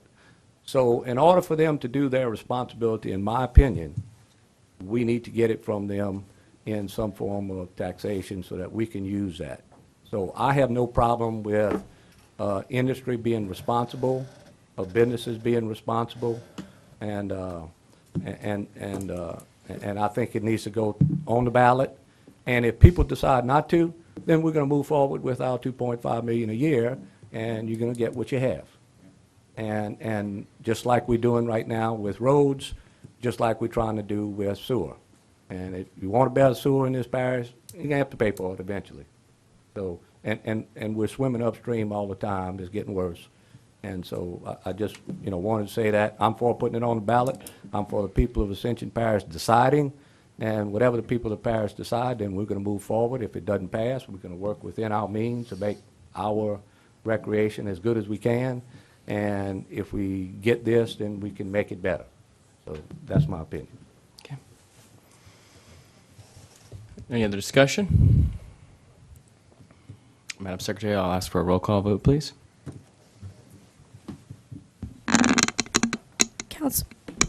Councilwoman Terry Casso, how do you vote? Yes. Councilman Randy Kluwat. Yes. Councilman Benny Johnson. Yes. Councilman Oliver Joseph. Yes. Councilman Dempsey Lambert. Yes. Councilman Todd Lambert. No. Councilman Brian Malassaw. No. Councilman Kent Shake Snyder. Yes. Councilman Travis Turner. Yes. The vote being 7-2, this resolution hereby passes.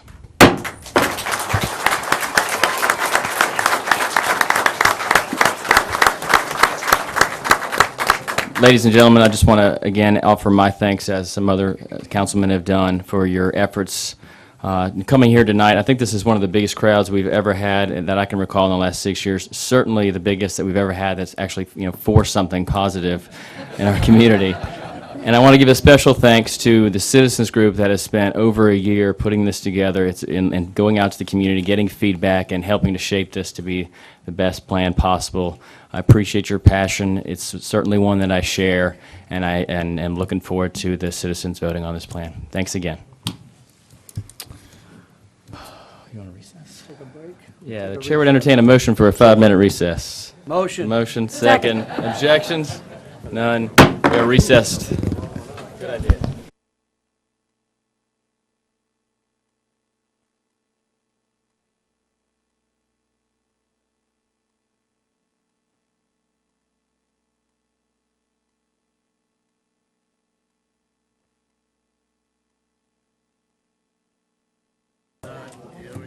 Motion to reconvene, Mr. Chairman. I have a motion to reconvene by Councilman Benny Johnson, a second by Councilman Todd Lambert. Any objections? We are reconvened. All right, item number 8 is an intergovernmental agreement by and between the City of Donaldsonville, Ascension Parish Law Enforcement District, Ascension Parish Rural Sales Tax District, and Ascension Parish Sales Tax District Number 2 for the sharing of sales tax revenue in the common area of Donaldsonville. All of you gentlemen received, I'm sure, the letter from the City Council of Donaldsonville and the mayor regarding their intentions to continue the prior agreement in perpetuity. And I know there's been a lot of discussions among ourselves, among parish presidents, among the mayor, the sheriff, et cetera. And Mr. Parrington, did you want to read it, or? No, I mean, y'all are familiar with it. I just need to make y'all aware of some facts. Y'all have gotten a copy of it. You cannot approve this agreement as it is tonight because you passed an ordinance which set out that this agreement expired, and you set out an ordinance which determined how you were going to share taxes. Once this agreement expired, you then have to go to the ordinance. Now, you can make recommendations on to amend the ordinance, but this agreement is over, and you can't violate your own ordinance. I know there was some discussion this week. Mr. President had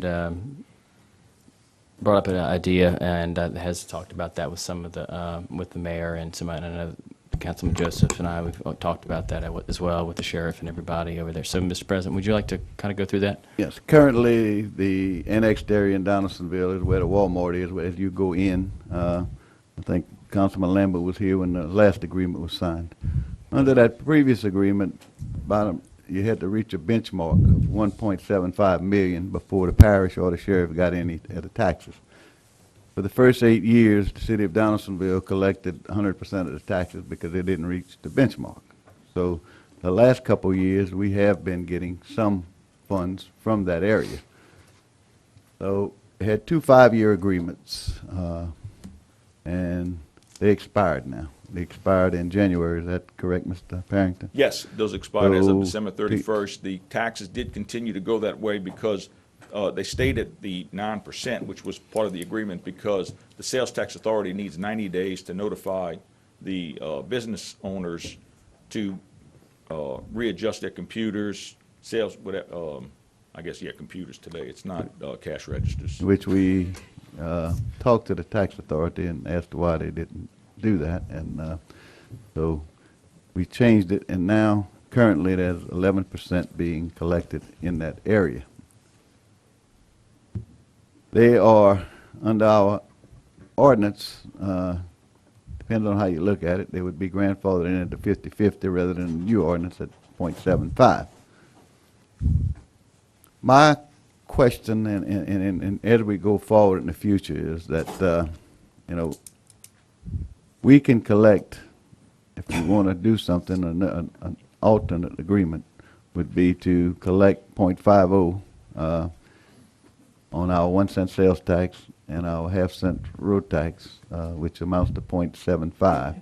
Sheriff said that he would be okay with the 0.25 of his 0.50, and the city of Donaldsonville could do whatever they wanted to do. If they wanted to stay at, go 9% in the city, they could cut theirs in half, or if they wanted to keep their full tax, they could stay at 10%, which doesn't cost the parish anything. It just puts the burden on the city to either drop it to 9 or keep it at 10.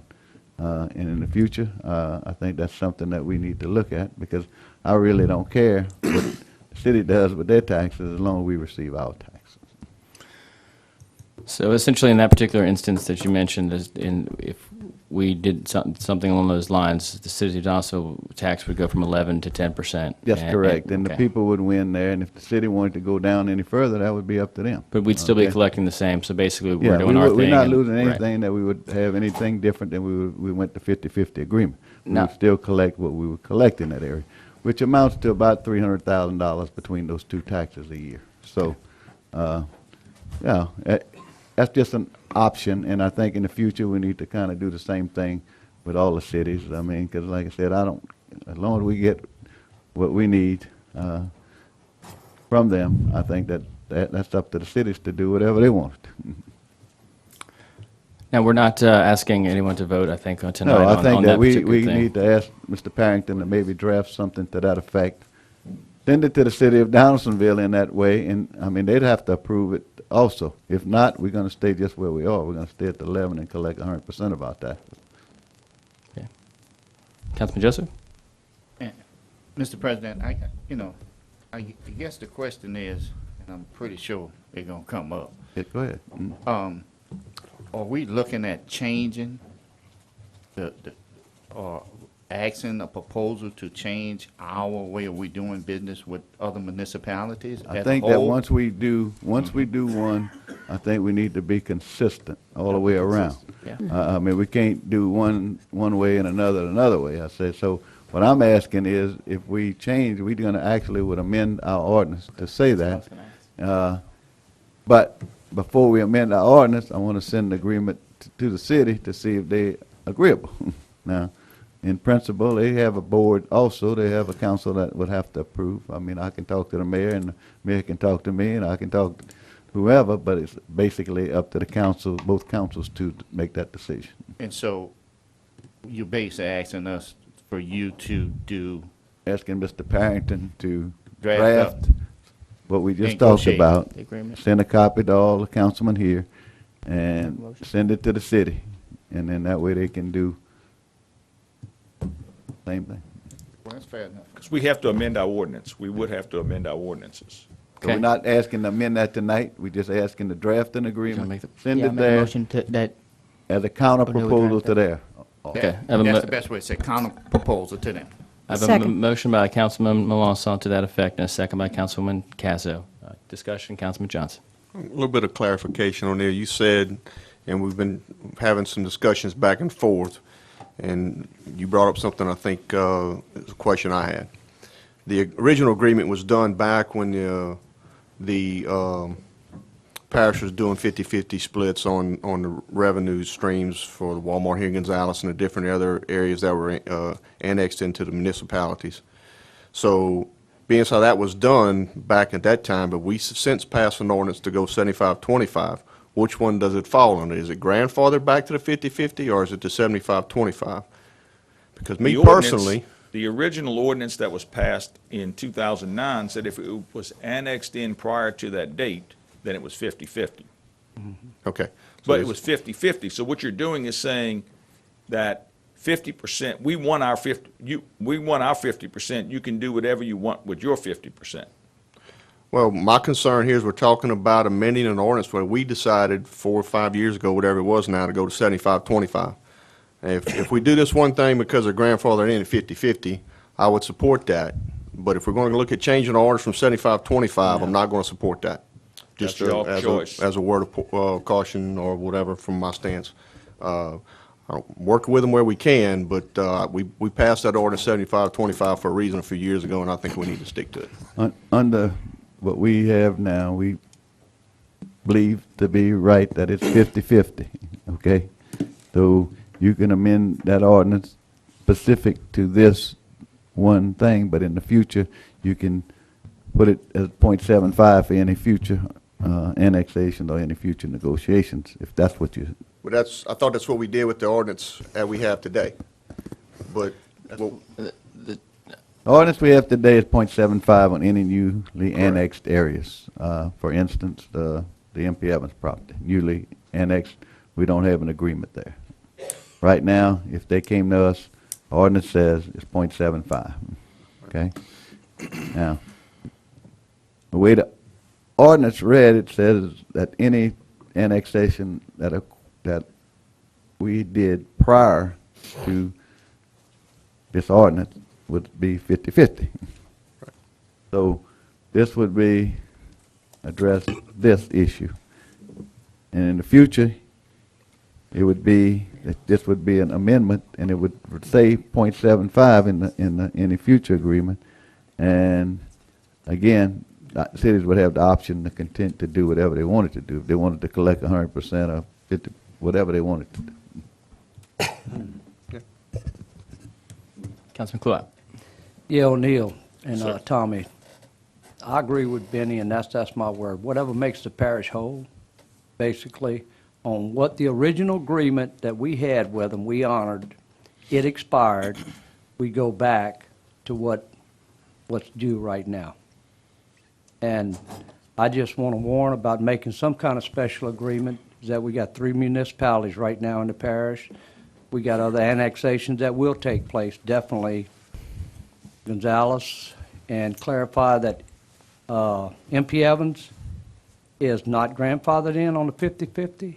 It is 75/25. I'm not going to make any comment on that because I have a conflict of interest. I understand. I don't want to give you all any opinion on My that. assumption, yes, that's correct. Yes, your assumption that that they're grandfathered in on the 50/50. No.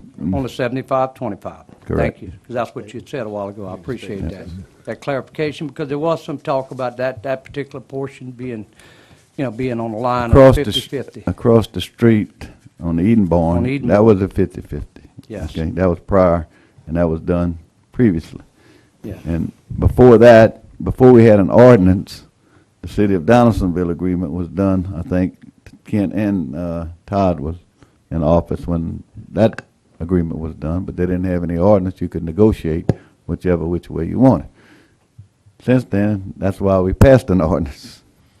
And in that ordinance, it says anything that was annexed prior to that ordinance being passed would be grandfathered in at On a 50/50. 50/50. So Right. I'm being redundant, but I just want Yes. to make sure everybody understands. I understand, and So- I may be being redundant also, but I'm going to just clarify that I don't necessarily, I hope that the prior agreement did good for the city of Donaldsonville. I hope that they can work out for their infrastructure issues and everything else, but when we make these special agreements, we got everybody, we set precedences for everybody else to come forward for some kind of special agreement. And if we stay with the ordinance that the majority of this body voted for, and I think it was unanimous at the time, I may be off one vote, that we just follow the rules. And I think, I appreciate the autonomy of all the municipalities to do what they want with their taxes within their cities, and We'll help them however we can. One more point, the city of Sorrento annexed the area next to, well, Yes. and Orange Grove. Orange Grove. We still don't have an agreement with that, with the city on that. So, we are collecting our full tax there, and they collecting there. The only time it's effective is, when someone buys a car, because there's not any businesses there, so. Again, And- they've never come back. They came to us one time. So I would think that that's the only other agreement that would be still in that grandfather phase. Yeah. And the only other thing I want to make is then when we finish an agreement and then we run past it, then the taxing authority, everybody doesn't swap up everything, and we got to go back and Well, we if got to you make- hand somebody a check, they got to hand us a check, that type of stuff, so.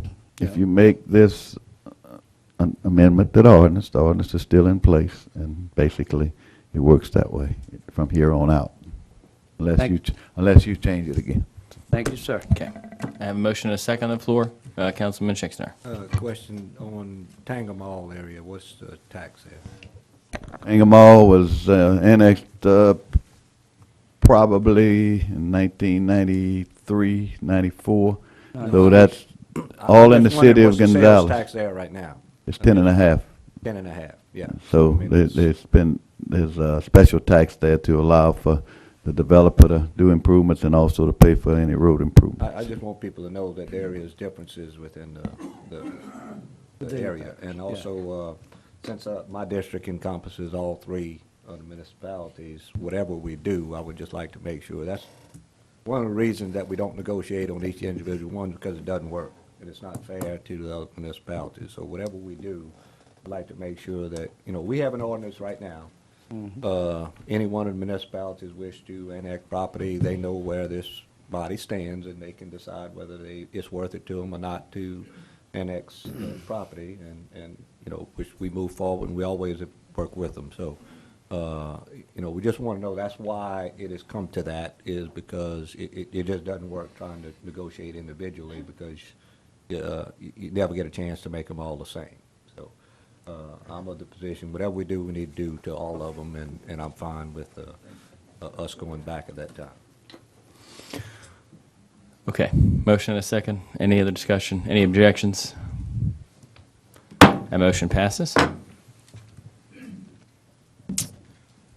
Item number 9 is a resolution granting approval to Fire District Number 3 for the Parish of Ascension to call and hold an election on November 4th, 2014, to authorize the renewal and levy and collection of a 10 mil ad valorem tax and an annual parcel fee of $100 per commercial lot and $32 per residential lot for a period of 10 years, beginning in the year 2015 and ending with the year 2024 within the district. Motion to grant approval. Okay, I have a motion by Councilwoman Casso, a second by Councilman Johnson. Mr. Dugas, do we need to read the resolution in full? Was that good enough? That was good enough? Okay. Mark, do you need to say anything? You're all good? Okay, any opposition? Hearing none, that resolution passes. We'll move on to item 10, condemnation proceedings, 43410 Moody Dixon Road in Prairieville. Mr. Throckmorton? The council, we have a house at 43410 Moody Dixon Road. I saw, if you have, look at your packet, I saw I have a timeline of what took place, to what we did to find the owners of this property. I think if you look at the pictures, it will show you the condition of the house. And we come here tonight just to ask you if this house should be condemned. and So taken moved, over. Mr. Chairman. I have a motion to condemn by Councilman Second. Dempsey Lambert, second by Councilwoman Casso. Any discussion? Councilman Joseph. Yes, do they have anyone in the audience representing this home? Yes, Dean, yes, we have a son representing this. No, here today? Here Yeah, tonight? today. No. If, he said, in this package, also, he sent us a letter, said that he didn't have the funds to do this. So I got that from him too, and it's in the package if you want to read it. Yeah, So I see. He's not here to do that. I just like to always have someone who Yeah. have the property. If they're here, I would love to have them speak Yeah, on behalf of so I it. got a letter from him. Cool. We just don't try to take away from someone without giving them representation, so. Okay, I have a motion and a second. Any other discussion? Any objections? That motion passes. Thank you. Thank you. Item number 11 is a resolution to approve the CDBG Home Repair Policy and Procedure Manual for the purpose of implementing grant application requirements. Ms. Collins. Thank you, Mr. Chairman, members of the council. This is our last application for the CDBG funds. It's the 19 million, sorry. And what this is to allow us to move forward with the application for the minor home repairs, to allow us to move forward with that. So this, we're asking you to. Motion. Second. Motion by Councilman Kluat, second by Councilman Todd Lambert. Discussion, Councilman Joseph. Yes. Ms. Martha, Yes, sir. you know, I've been following this up since day one. And the one problem I have with this is you're only using this here for roof damage. Now, that's 6 years ago, 8 years ago when the hurricane. And we're doing a program. Only 8 years later, we're gonna ask someone if their roof need to be repaired. And I'm just saying, in my district, I know most of them that had a roof damage, they're gonna need ceiling repair, we're gonna probably need flooring repair. But this policy and procedure basically said only the roof damage. And I have a problem with that, because, I mean, the $270,000 was only, at the time when we started the program, it was for do repair for anybody who had handicap issues, repair windows, any safety issue with a home. And we all know it wasn't enough money in the program, but it was a program that we was going to implement. And now when I see the policy and procedure here, it's only saying for roof. I mean, little old lady who had a roof problem, 8 years later, that house ain't any good, and you're gonna ask her to apply just for the roof? I mean, I don't know who wrote this, but I can't Well, agree with this here, you know? I understand. This was given to us 8 years ago, or in 2009, for us to move forward on. It changed several times. It went through public hearings. This is what the original was. It was given to the state. This was the original? The original intent that we were under. This document here says different, original from September 2009. What we applied to the state government, it did not say roof. What does it say? I mean, What does it say? huh? It say home. Minor home repairs?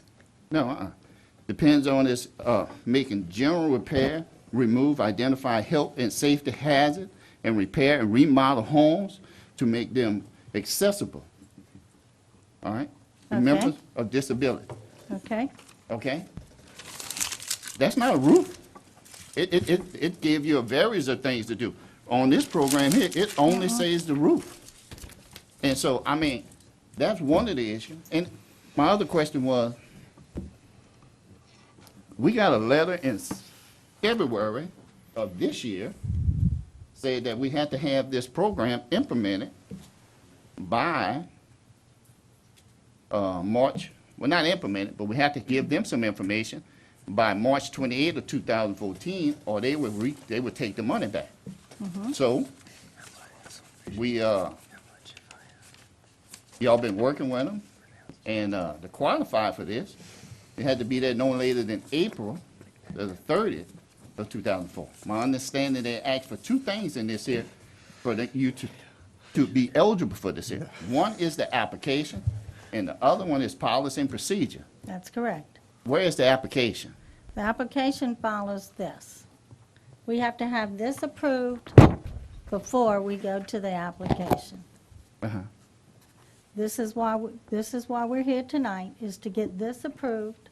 And what's the deadline on that now? We're ready to go with the application following this But we passed due approval. the original deadline. Yes, sir. Did we get an extension?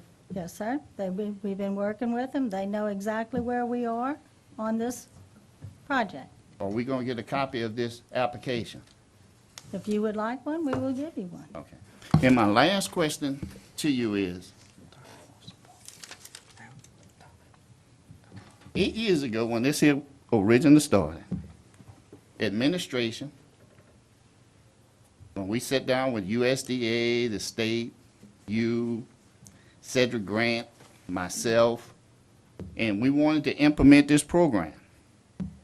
Administration said they could not implement the program. We didn't have the resources, it's not worth it, it's only $270,000 and everything. But 6 years later,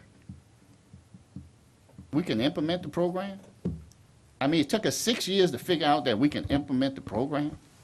That's my problem. I have a hard time figuring that out, and I have to go to my constituent that was hard hit during the hurricane, Ice and Gustav, and say, you know what, your house was towed down by the city because, you know, unfortunately, you couldn't afford nothing, and we didn't have the resources, but the money was available. But 6 years later, I can come to you and tell you, well, you ain't got a roof. Matter of fact, you ain't even got a house. Because what, as a government, we played around with it. That's the problem I had. That's my biggest problem with this here right here. Okay. You know, and you're gonna find people 7 years later to repair somebody's roof, only roof.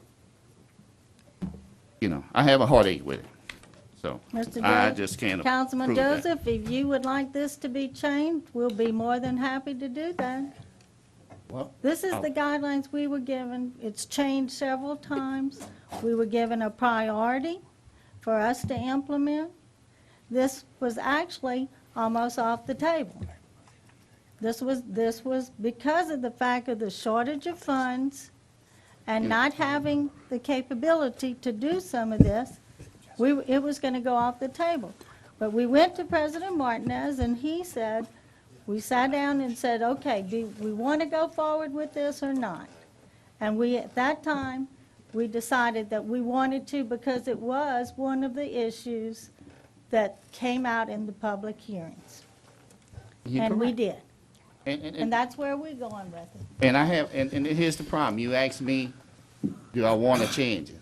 I mean, no offense with administration. I mean, they do a great job, but I have a beef with this one.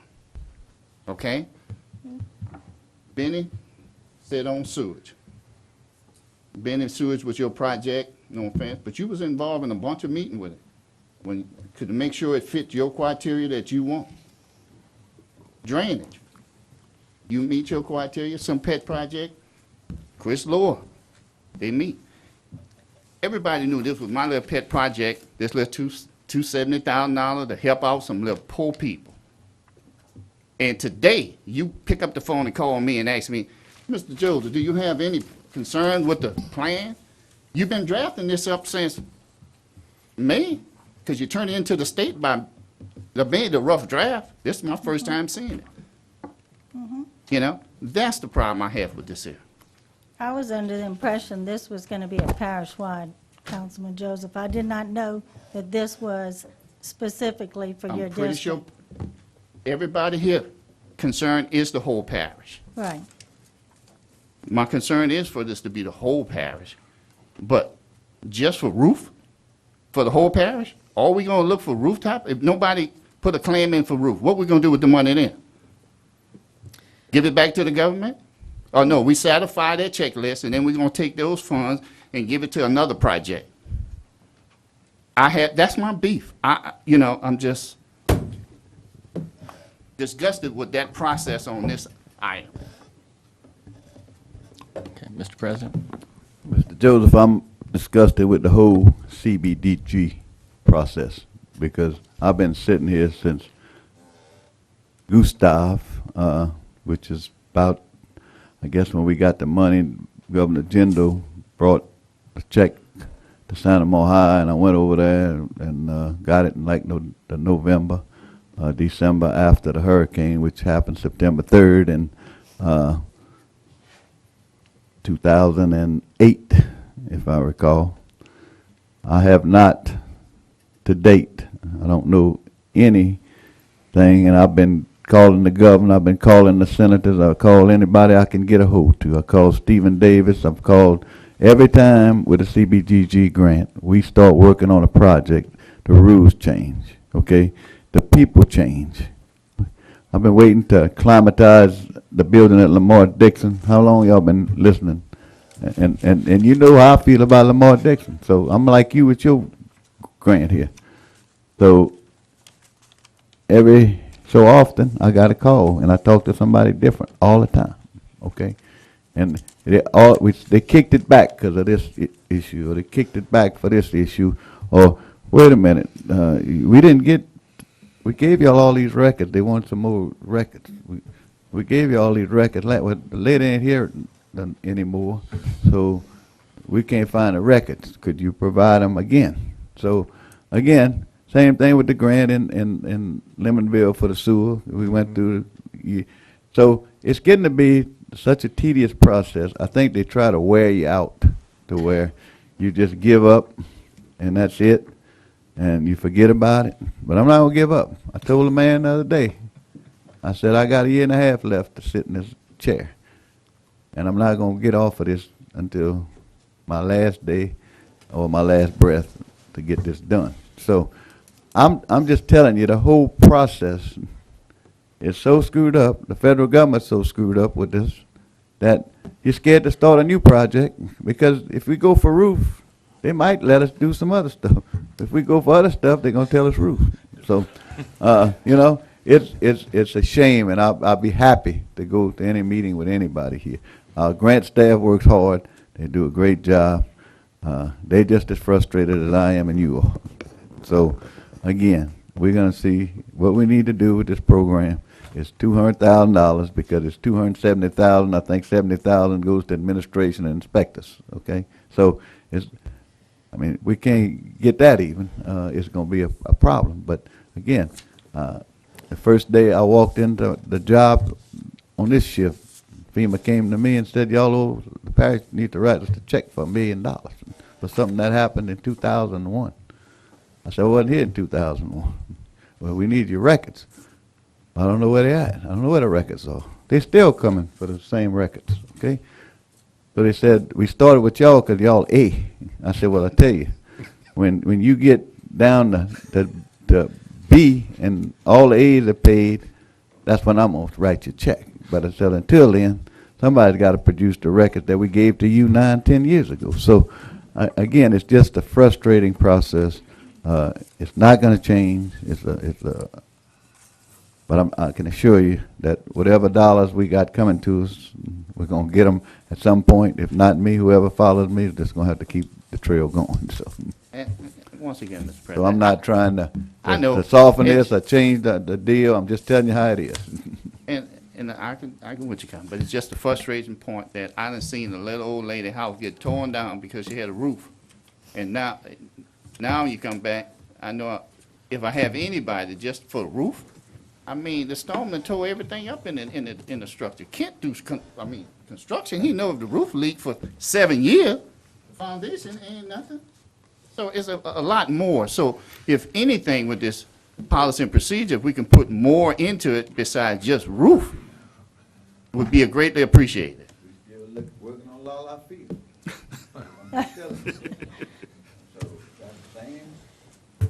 Okay.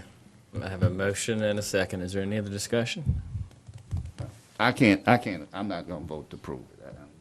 Not the way it's written. I have one. I've just got a real quick question. Councilman Shakespeare? How many people do we plan on serving? What? We only have 200,000. So if you spend dollars in 10,000, construction. if you spend 10,000 on a house, you're looking at 20. Yeah, and we don't think that, depending on the cost of what it's going to take, I mean, once they get in there, Councilman Jovis, they can. Right. Yeah, I mean, and there you that's go. it. So you cap it at 15. We got 15,000 as a max. Well, we've got And if- 120,000 people in this parish. We've got $200,000, which you can spend 15 on a house. I would think that you could, if you put a roof down and you do have other residual things, you could do some of that. I share President Martinez's frustration because I deal with FEMA things on a daily basis with my business, and it is the most frustrating thing you'll ever. They're the most dysfunctional people you ever saw in your life. So It does take this long sometimes, unfortunately, and I share the frustration with Councilman Joseph, but if we can get something and help some people, that's might be the best we can do. You know, so I support us to try to get $200,000 to help who we can in this parish. Certainly, I have people in my district that need the help desperately, and as well as others. So, you know, we would like to see that it gets out there. I mean, and get this money and move forward. this is a proposal that we've been working with the state on. If there is a part where it does say minor home repair, if there's a part in this that we removed just roof repair, but that's gonna be a starting point. When you start assessing these homes, you could spend a good bit of money on just spending time trying to assess them, then do we have the funds to actually do the work? I mean, we'll do whatever we can to get the money, and we will work with, administration will work with y'all to see what we can get out of it. I mean, that's all I can offer to you. My job is to try and get it implemented. We do a good job at trying to stay within the boundaries that we've been dealt. I didn't pick these projects. I didn't give them the amount of money that they were. It was totally not an easy task to be able to get these done. And we've done it. This is the last one. And it's $270,000. Believe me, if I had $270,000, I'd just give it to you. All right, Councilman Kluwat, you had a comment? Yeah, I just want to go ahead and, hey, thank you, Martha. I mean, my frustration with FEMA goes way back. I mean, with bigger water and everything else. But I can tell you this, OJ, if we want to get a hold of somebody like Cedric can help us, you know. And you know, if this is a case study right here of trying to help people 7 years, 5 years, whatever after the case, I can guarantee you this, as bad as our hurricanes have been, we got a lot of cases that went 6 to 8 years before they were settled and people got their federal money.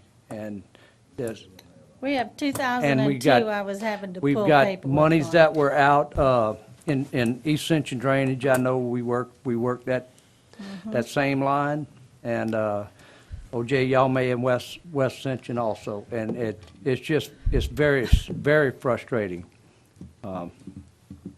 I don't know what else to Y'all tell pray for people. me, that's all I'm asking. I realize your frustration, but I'm for this. They got a lot of people say don't go get that federal money, but that's heck, okay? Because I'm gonna tell you right now, we paid that federal money. It went to Washington. Anything we can bring back to Louisiana, bring back to Ascension Parish or any one of these communities. You may not be able to help the old lady that house went down. You might be able to help the next old lady somewhere. You know what I mean? Yes, So I'm sir. all for that. I don't believe this, don't take the federal money. It's your money. It went that way. Bring it back. Take all you can. Appreciate your efforts. All right, I have a motion and a second. I have one noted objection. Is there any other objections? And just to make sure it's noted of the policy and procedure, Okay.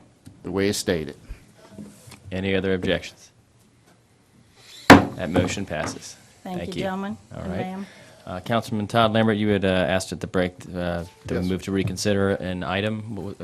That would be on 6I. I want to bring that back up and defer it. Okay, I need a Off motion. the agenda. Motion to reconsider item 6I. Make that motion. Motion by Councilman Todd Lambert, second by Councilman Lawson. Any objections?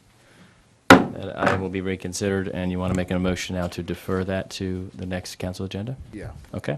A motion by Councilman Todd Lambert to do that, second by Councilman Lawson. Any discussion? Any objections? That motion passes. Okay, let's see where we are here. On item 12. We're long. Legacy Oaks Bud, concept plan, zoning review ID 2387.13, tract A of the re-subdivision. Motion to accept.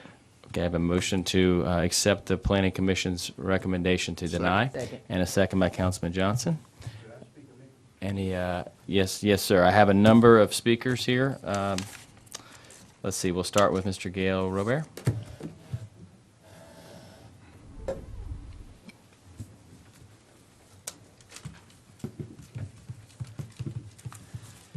Thank maybe if you would give everybody an explanation of the motion to deny the denial is what we're doing? No, To the make motion sure- is to accept the recommendation of the Planning Commission to deny the rezone. Okay, all right. We've been going back and forth with this for a good while, and I'm sure all of you share our concerns. Anything you can do to help us to either make it right, that's what we want. So we appreciate, I'm not going to take any more time. You've been up here long enough. I'll let you go, and hope you make the right decision to protect the people. That's all I ask. Great. Thanks, sir. Loretta Beach?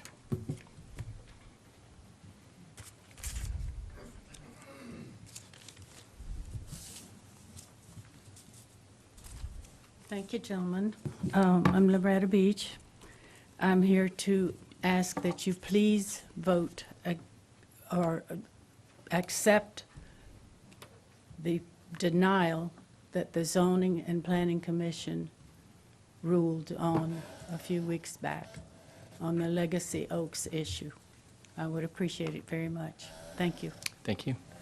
Mary Oob?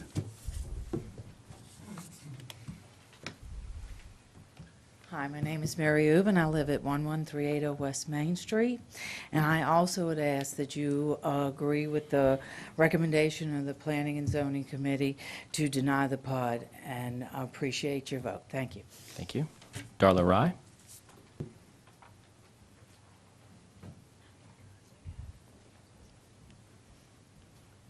Hi, my name is Darla Rye. I'm a resident of Greenside Estates, and I also would ask that you vote to accept the denial of the planning and zoning, and I appreciate your consideration.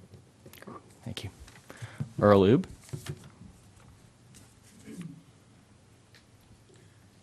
Hello, my name is Earl Oob. I live at 11380 West Main Street. I would like for the council to accept the recommendation of the Planning and Zoning. Okay. Thank you. Thank you.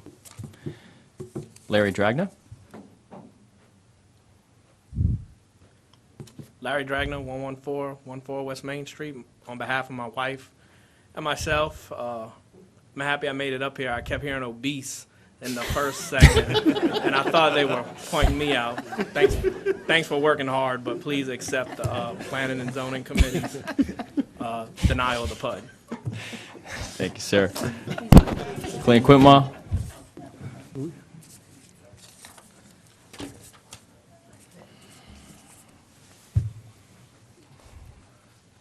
Good evening. As a citizen who attended every meeting that was possible with the developer, I just want to make sure the council knows that the citizens of this group made every attempt to negotiate a compromise, and we could never come to a compromise. And so I would like you to follow the wisdom of the Joint Planning Zoning Commission and recommend denial of this item. Thank you. Stephen Aberson?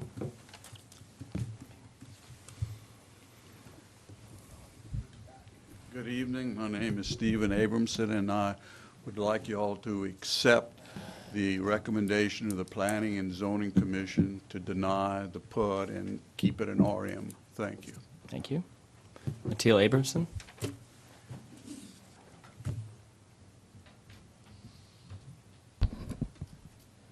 I'm with my friend Larry here. Thank you for letting me come here, no matter what my size is. And I appreciate all the hard work y'all do, and we really got a real education tonight, seeing what a real great job y'all do. I just want to ask you to please accept the recommendation of the Planning and Zoning Commission. Thank you very much. Thank you. Ronald Daigle?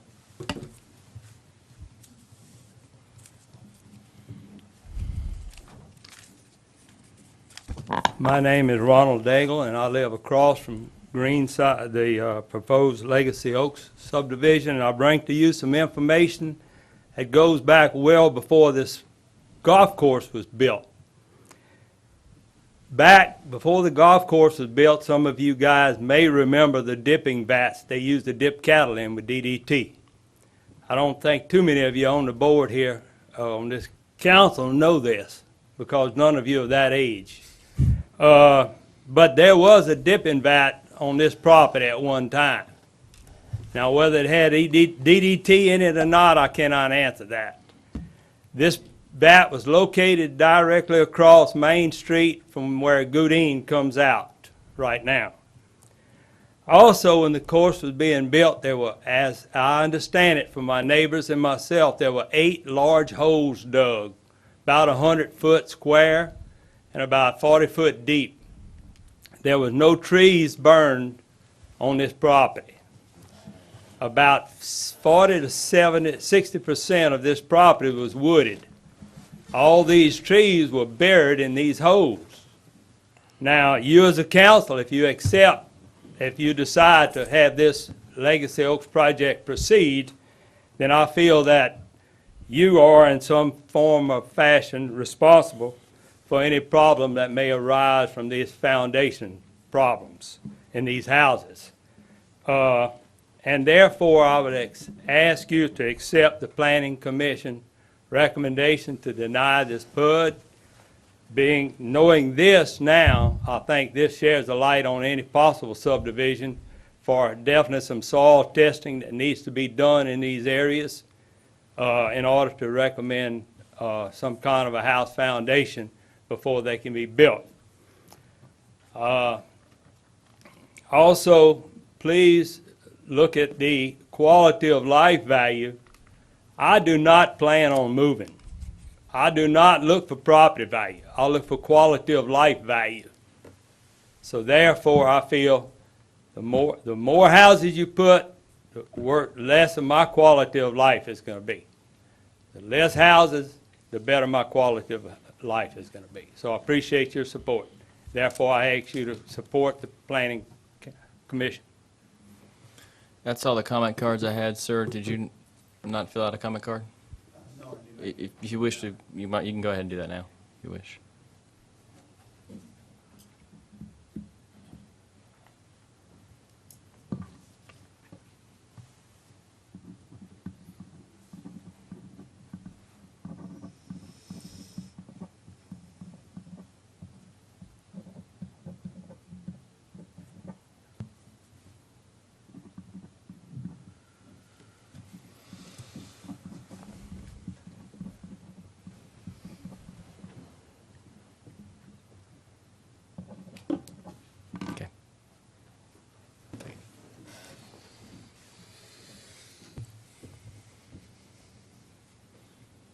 I'm George Robinson. I'm one of the owners of Legacy Oaks. And I would like to say that I have appreciated the neighbors coming out to the meetings. We operated in good faith. We always had a conciliatory meeting. We got very close to having a compromise. The compromise was actually suggested by the gentleman that came up a while ago. We agreed to the number of lots. It came down to the point where there were a couple of things that I feel that we're willing to do what those items were. And so I would like to request a 2-week deferral, to pull it for 2 weeks. And so that would be my request. Thank you, sir. Okay, I had a motion and a second on the floor to accept the denial of the rezone, accept the Planning Commission's denial of the rezone. Any discussion? Any objections? That motion passes. Item 13 is a zoning review ID 2400.14 to amend the Ascension Parish zoning map from light industrial LI to mixed-use corridors MU, located on the southwest corner of LA Highway 30 and South St. Landry Road, portion of Tract B for William and Mary Lee Dixon. This is to accept or deny the zoning commission's recommendation, which was to approve the rezone. Motion to accept the recommendation to approve? Okay. Approve. Second. Second by Councilman, motion by Councilman Cluett, second by Councilman Johnson. Any objections? Any discussion, I'm sorry. Any objections? That motion passes.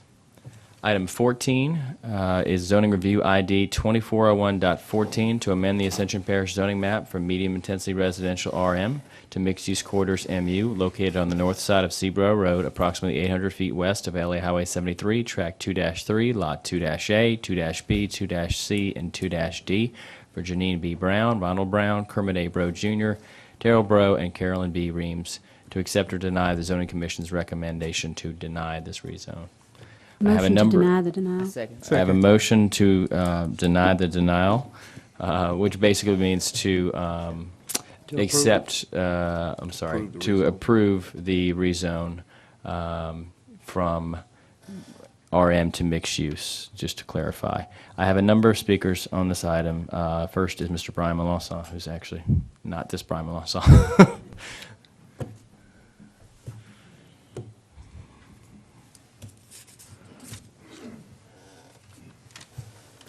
Hi, I'm Brian Melanson. I live next door to the property. The main reason I'm against it is it's changing everything commercial up to my mom's property lot and my lot, which will devalue my house. We have no idea what kind of business will go there. This could get rezoned commercial, and somebody could buy it and do the exact same thing that's already there. It could be an extension of what's there. There was a buffer that was put in, but that buffer was still made commercial, which is where they want to move my Uncle Pookie to in that slot, which, if that's commercial, what's preventing him from doing what he's currently doing now in that spot, which is next door to me? And that's the main reason I'm asking for it to be rejected. Sheila Melanson?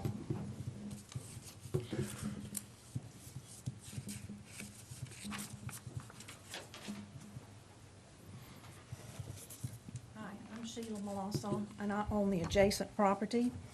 I'd like for the council to deny it. Seabro Road is has always been residential, and I think it should remain that way. It's a very congested road. It's a substandard road. I think if you add more commercial on that corner, it's only going to create greater problems that can't be handled right now in any shape, way, or form. And I'm worried that it's going to devalue my property as well as my son's property and my nephew's next door. And I would like to see it denied. Thank you. Okay. Nelson Roth Jr.?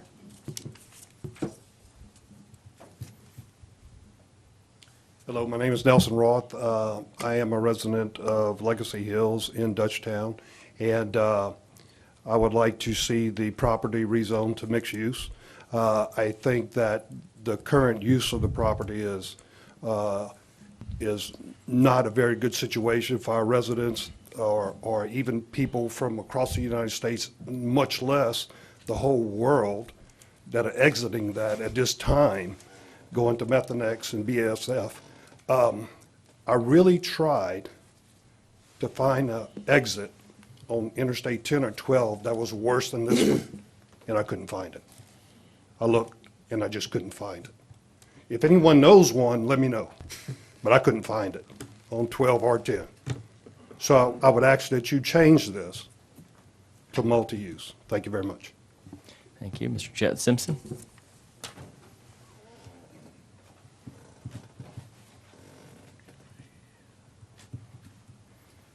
My name is Chet Simpson. I own Dutchtown Tiger Mart on the opposite corner of Mr. Pookie Bro's property. I've been there for 18 years, and Mr. Bro has been a great neighbor and a great guy. I also own a piece of property right across the street on Seabro Road on the south side, 1.75 acres that I own that adjoins, that is right across the street that lines up with this. 8 years ago, I bought 5 acres of property on the south side from the same Bro people and from the same people who are not wanting to change it now. And it was zone commercial. I divided it up in 3 spaces and sold 2 of them. I think just like the last speaker said, I've known Mr. Pookie for a long time, and he's a great guy, but over his 80-something years, he's accumulated a lot of stuff.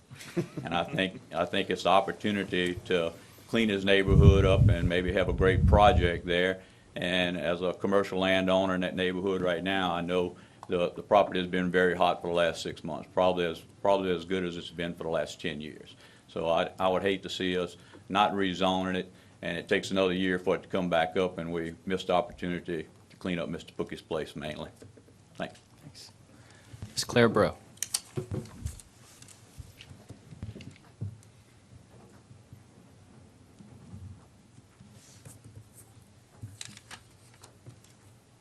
Hello. My name is Claire Bro, and I'm here on behalf of Ronald Bro, Darrell Bro, Janine Bro Brown, Kermit Bro Jr., and Carolyn Bro Reams to respectfully request the rezoning for residential and commercial on 5-acre property of Seaboro Road in Dutchtown, more specifically located at the intersection of Interstate 10 and Highway 73. Said property is designated as Track 2 on the map. East Bank Realty is currently in charge of marketing and sales of the property, which combined with the adjacent commercial 5 acres, which is Mr. Cookie Bros, would offer approximately 10 acres of prime property. Given that this location offers a multitude of uses, the hope is for the commercial retail development. It is approximately 2 miles from the interstate from East Baton Rouge and 5 miles from Highway 30. This sale would bring jobs to the parish, both in construction, taxes, and permanent jobs. We appreciate your consideration of our request to change the denial to accept. Thank you. Thank you. That's all the speakers that have this item. I have a motion on the floor to accept the rezone. Do I have a? I had a motion and a second. I apologize. I'm having trouble with the words now. Discussion. Any discussion, Ms. Casso? I wanted to ask Ricky. Ricky, do we have an ordinance in place that would protect the neighboring property owner with a buffer zone if there was a new project proposed on that corner? Yes, ma'am. The code is very specific with regards to buffer yards and what's required.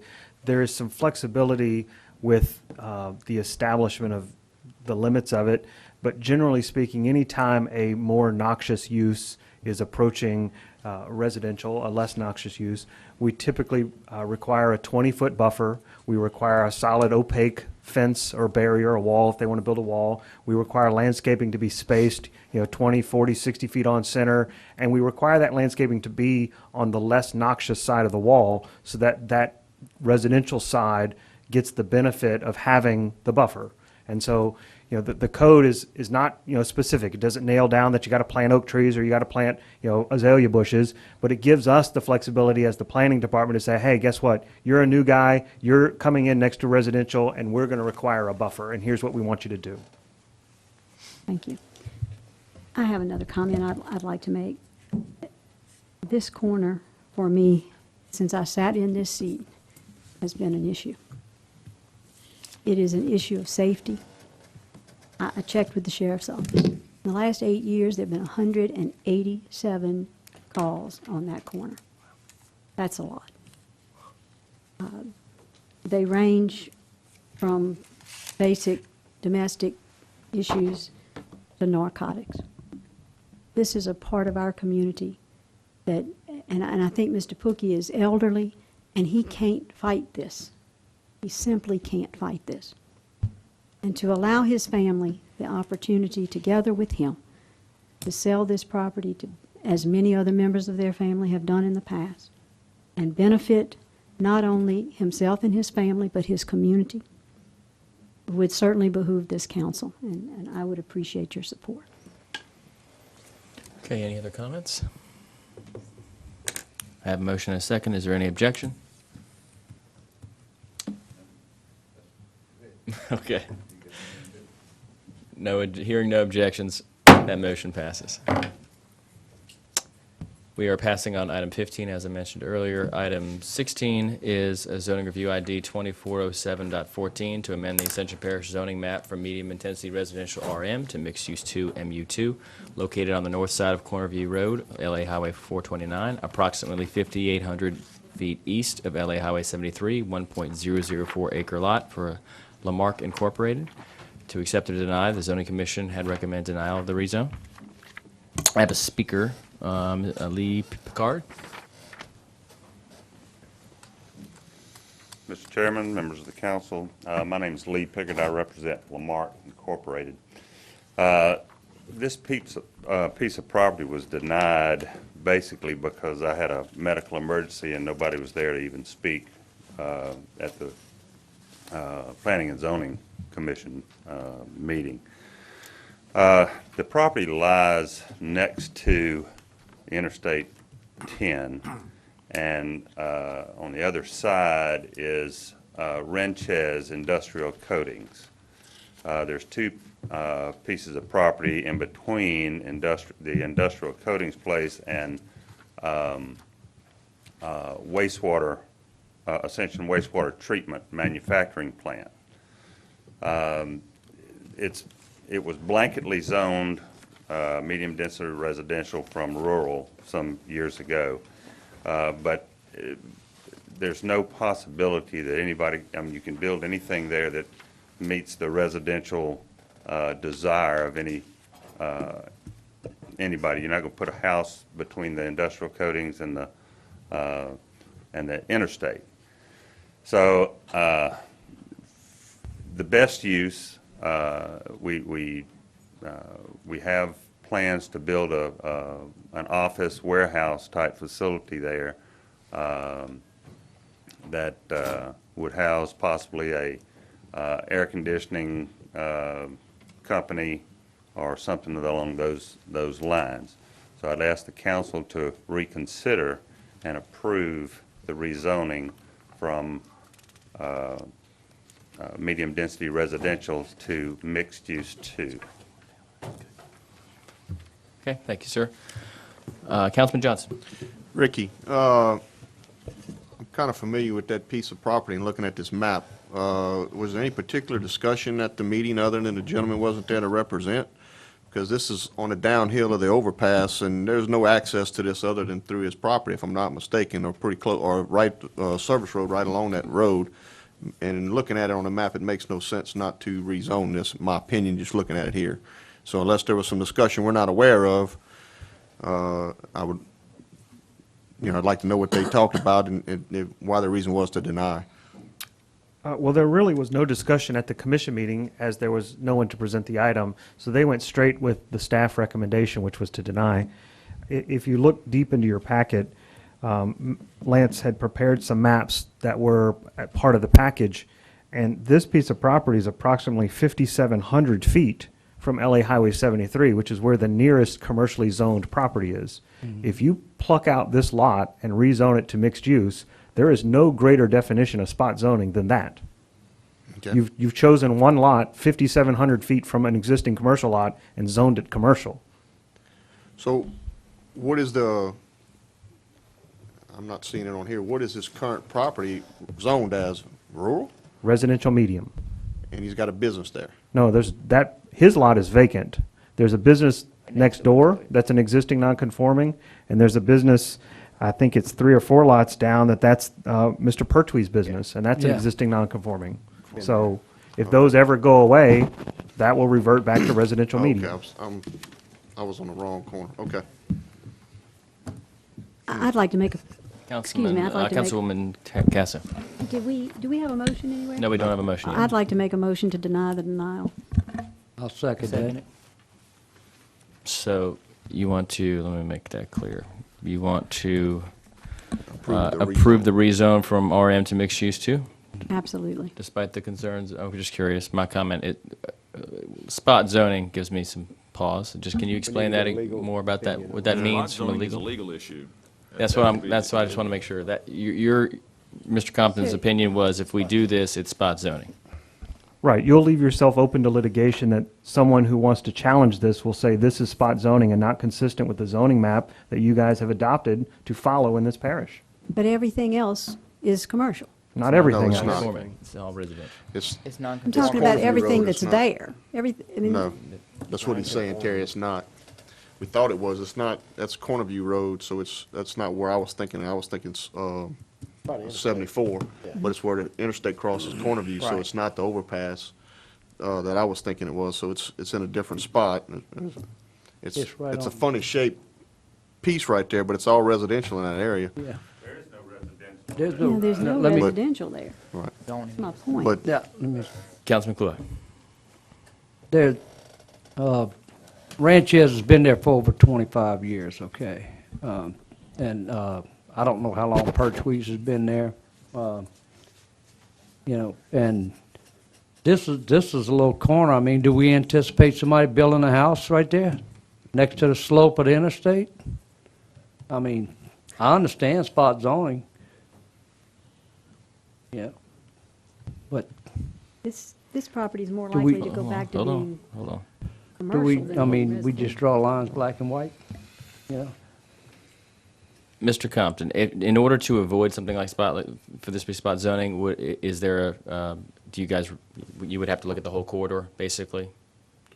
I'm just What's the asking, what fix? would be the fix in order for this to be commercial without being spot zoned? We've attempted to undertake that several times, and every time we try to do it, we get shot down like we're doing something that's against the church here. What we're simply saying is that the zoning map that you guys have adopted says this area is residential. There are existing non-conforming uses in this area, but if they ever go away, the zoning map says it's residential. Because this little tract is not very developable because the interstate came through, that really doesn't have an effect over whether or not I think it should be zoned something else. In our opinion, they should try to offer to sell this lot to the adjacent property owner and have him use it as his commercial overspill or something. We don't think that the answer is to start rezoning Cornerview Road to mixed use. That's the same use we have on Airline Highway. That doesn't make any sense to us. We've asked for mixed use too, which is a less, I mean, it doesn't have the same variables that are available in mixed in the MU1. There's also a lounge down there. There's also a bearing place down there. So, you know, when you're saying it may go back to residential, you got businesses there that have been there for years and years. The anticipation of, you know, it being residential somewhere in the future. And what's more is, I've gone back through the records. This property was originally rural, which gave it a lot of different capabilities. Somewhere along the line, they just started rezoning areas of the parish to medium-density residential. If it's not definitely commercial, let's just rezone it medium-density residential. You got businesses all along there. You know, to say, sell it to the guy next door. So that gives me one option, okay? But he's saying, sell it to the guy next door so he can use it in his business.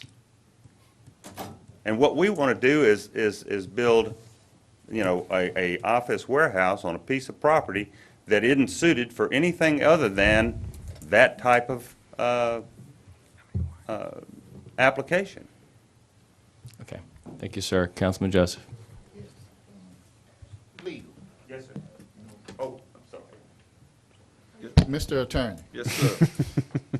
going back to what our planning and zoning director said, if we go against his warning, would we be spot zoning according I mean, legally? Spot zoning is a factual matter. I mean, that's not a it's legal, it would be, it have to be a legal determination of whether there's spot zoning. It's a legislative decision. Zoning is a legislative decision. It would have to show that you're arbitrary and capricious in what your actions were to be found in spot zoning. I mean, so that's a decision y'all need to make. In this particular case where there's similar uses around there, that's up to y'all whether you want to make that change or not. You know, I know it's there's non-conforming uses. This is one of those cases where you have to look at it and make a call yourselves. Okay. Councilman Sexton. Okay. I got a couple things to offer. Number one, I'm familiar with businesses around there. You have a wastewater treatment facility that builds that's been there for a long time. And you have an industrial coatings place that's been there for a long time and going away. My understanding, Ricky, is this is between those businesses and the interstate?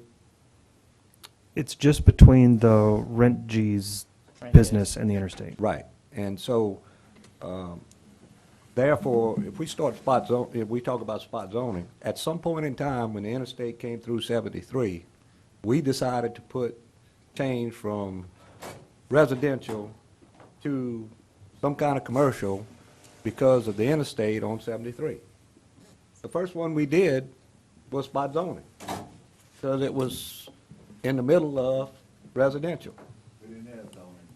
But, I understand, but if we started tomorrow, Wild West. we would have to start somewhere and rezone because of the area around.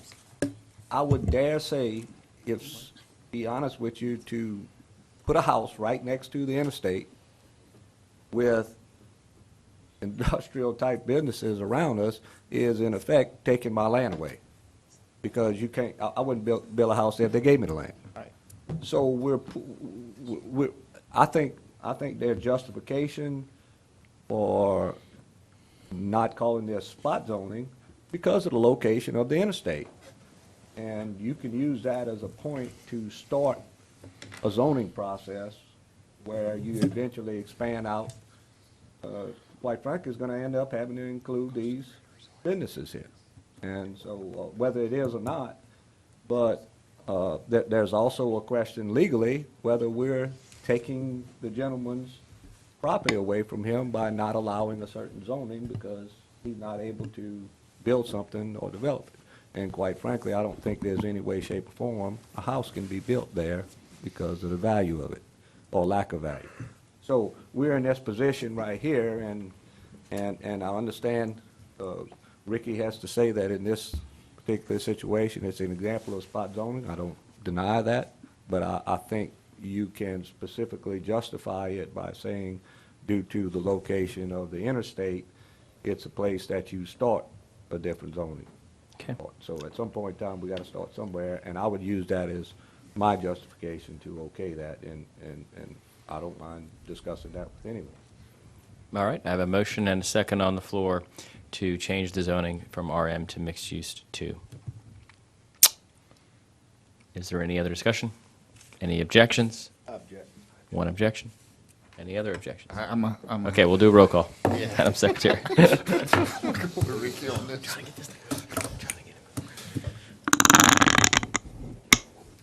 Councilwoman Terry Casso? Yes. How do you vote? Yeah. Councilman Ricky Kluwat? Ricky.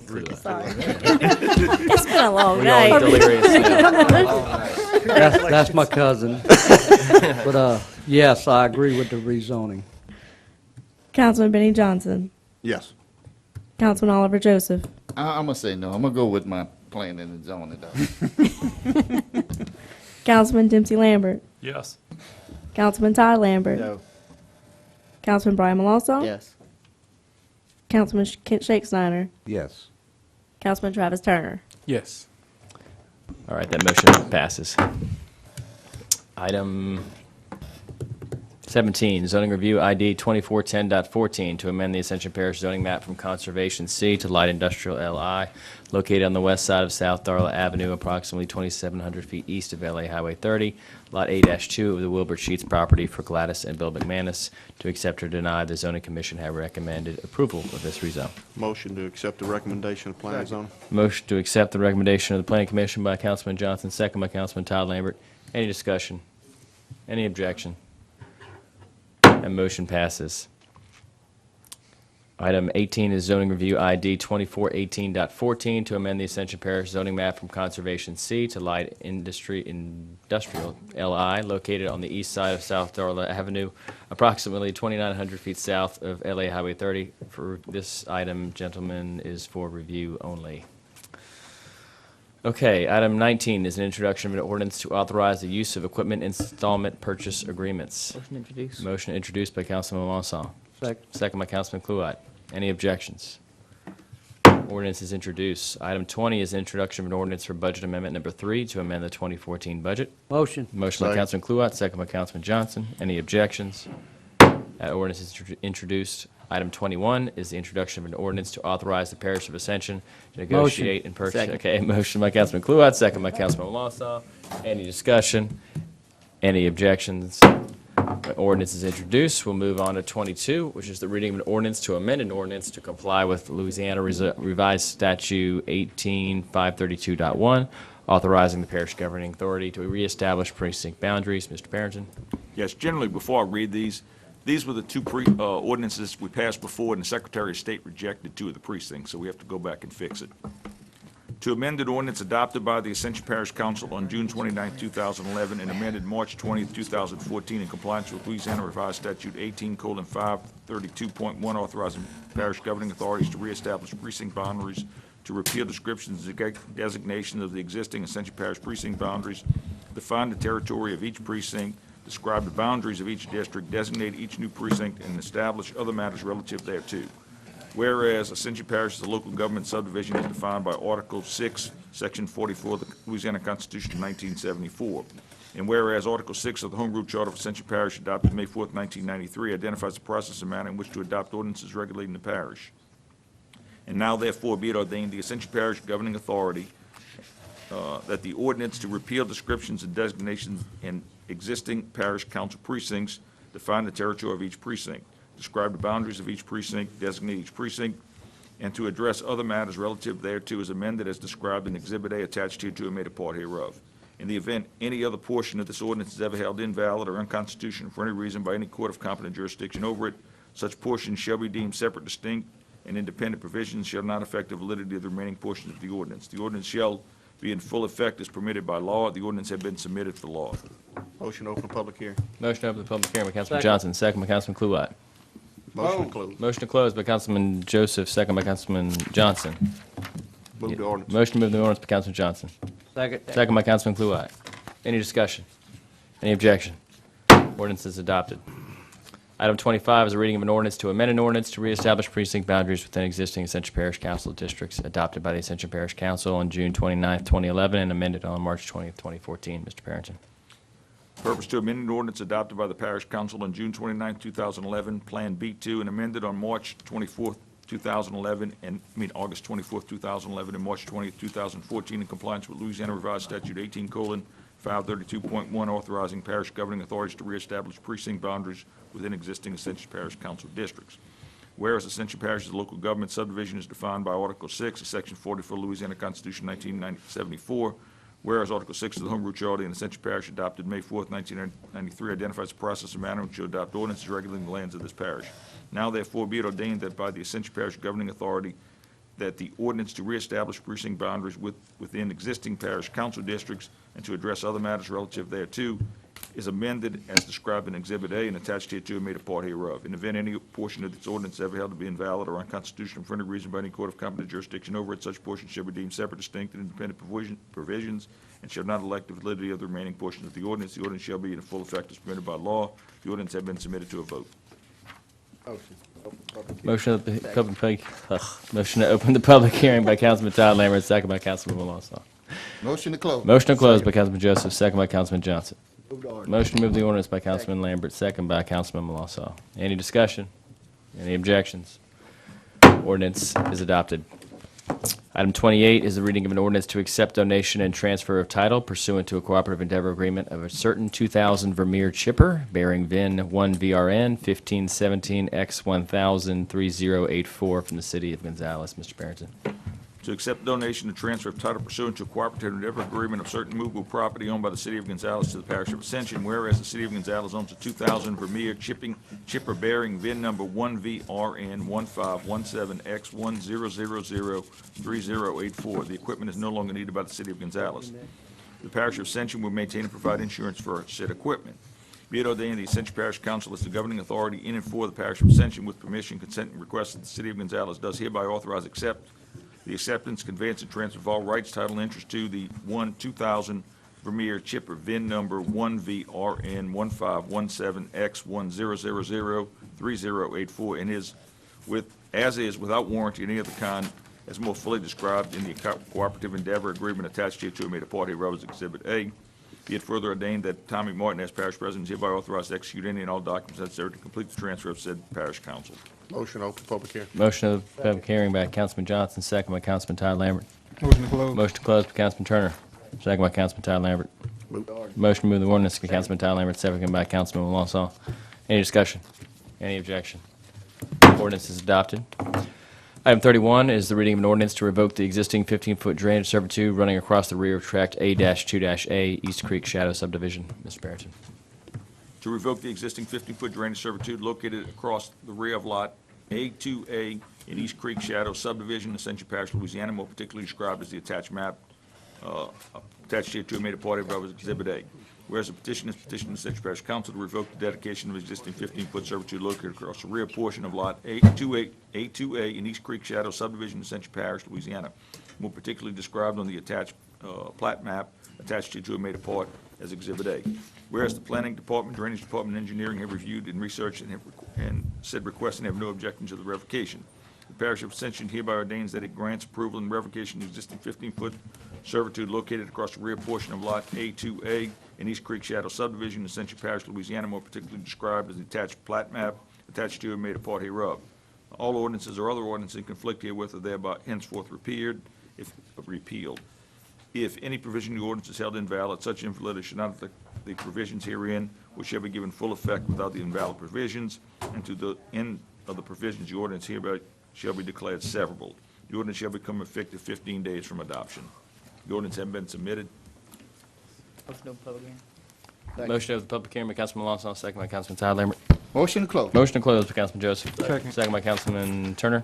Move the ordinance. Motion to move the ordinance by Councilman Johnson. Second. By Councilman Dempsey Lambert. Any discussion? Any objection? That ordinance is adopted. Before we get to Councilman Tyler Lambert, who I know we are all dying to hear from after a 3-hour-plus meeting, I did want to turn the floor over for just a moment to Councilman Chickson. Yeah, we don't want to delay this anymore, but Just we gotta brought to work. our attention that a good friend of ours in the community, Mr. James Bourgeois, had passed away, and we found about it just tonight. And we want to offer the family our condolences and everything back of Sanamo and where we grew up, and everything in our heartfelt prayers to the family tonight. Thank you. Thank you. Motion adjourned. Motion adjourned by Councilman Tyler Second. Lambert. Second by Councilman Lonsall. Any objections? We are adjourned.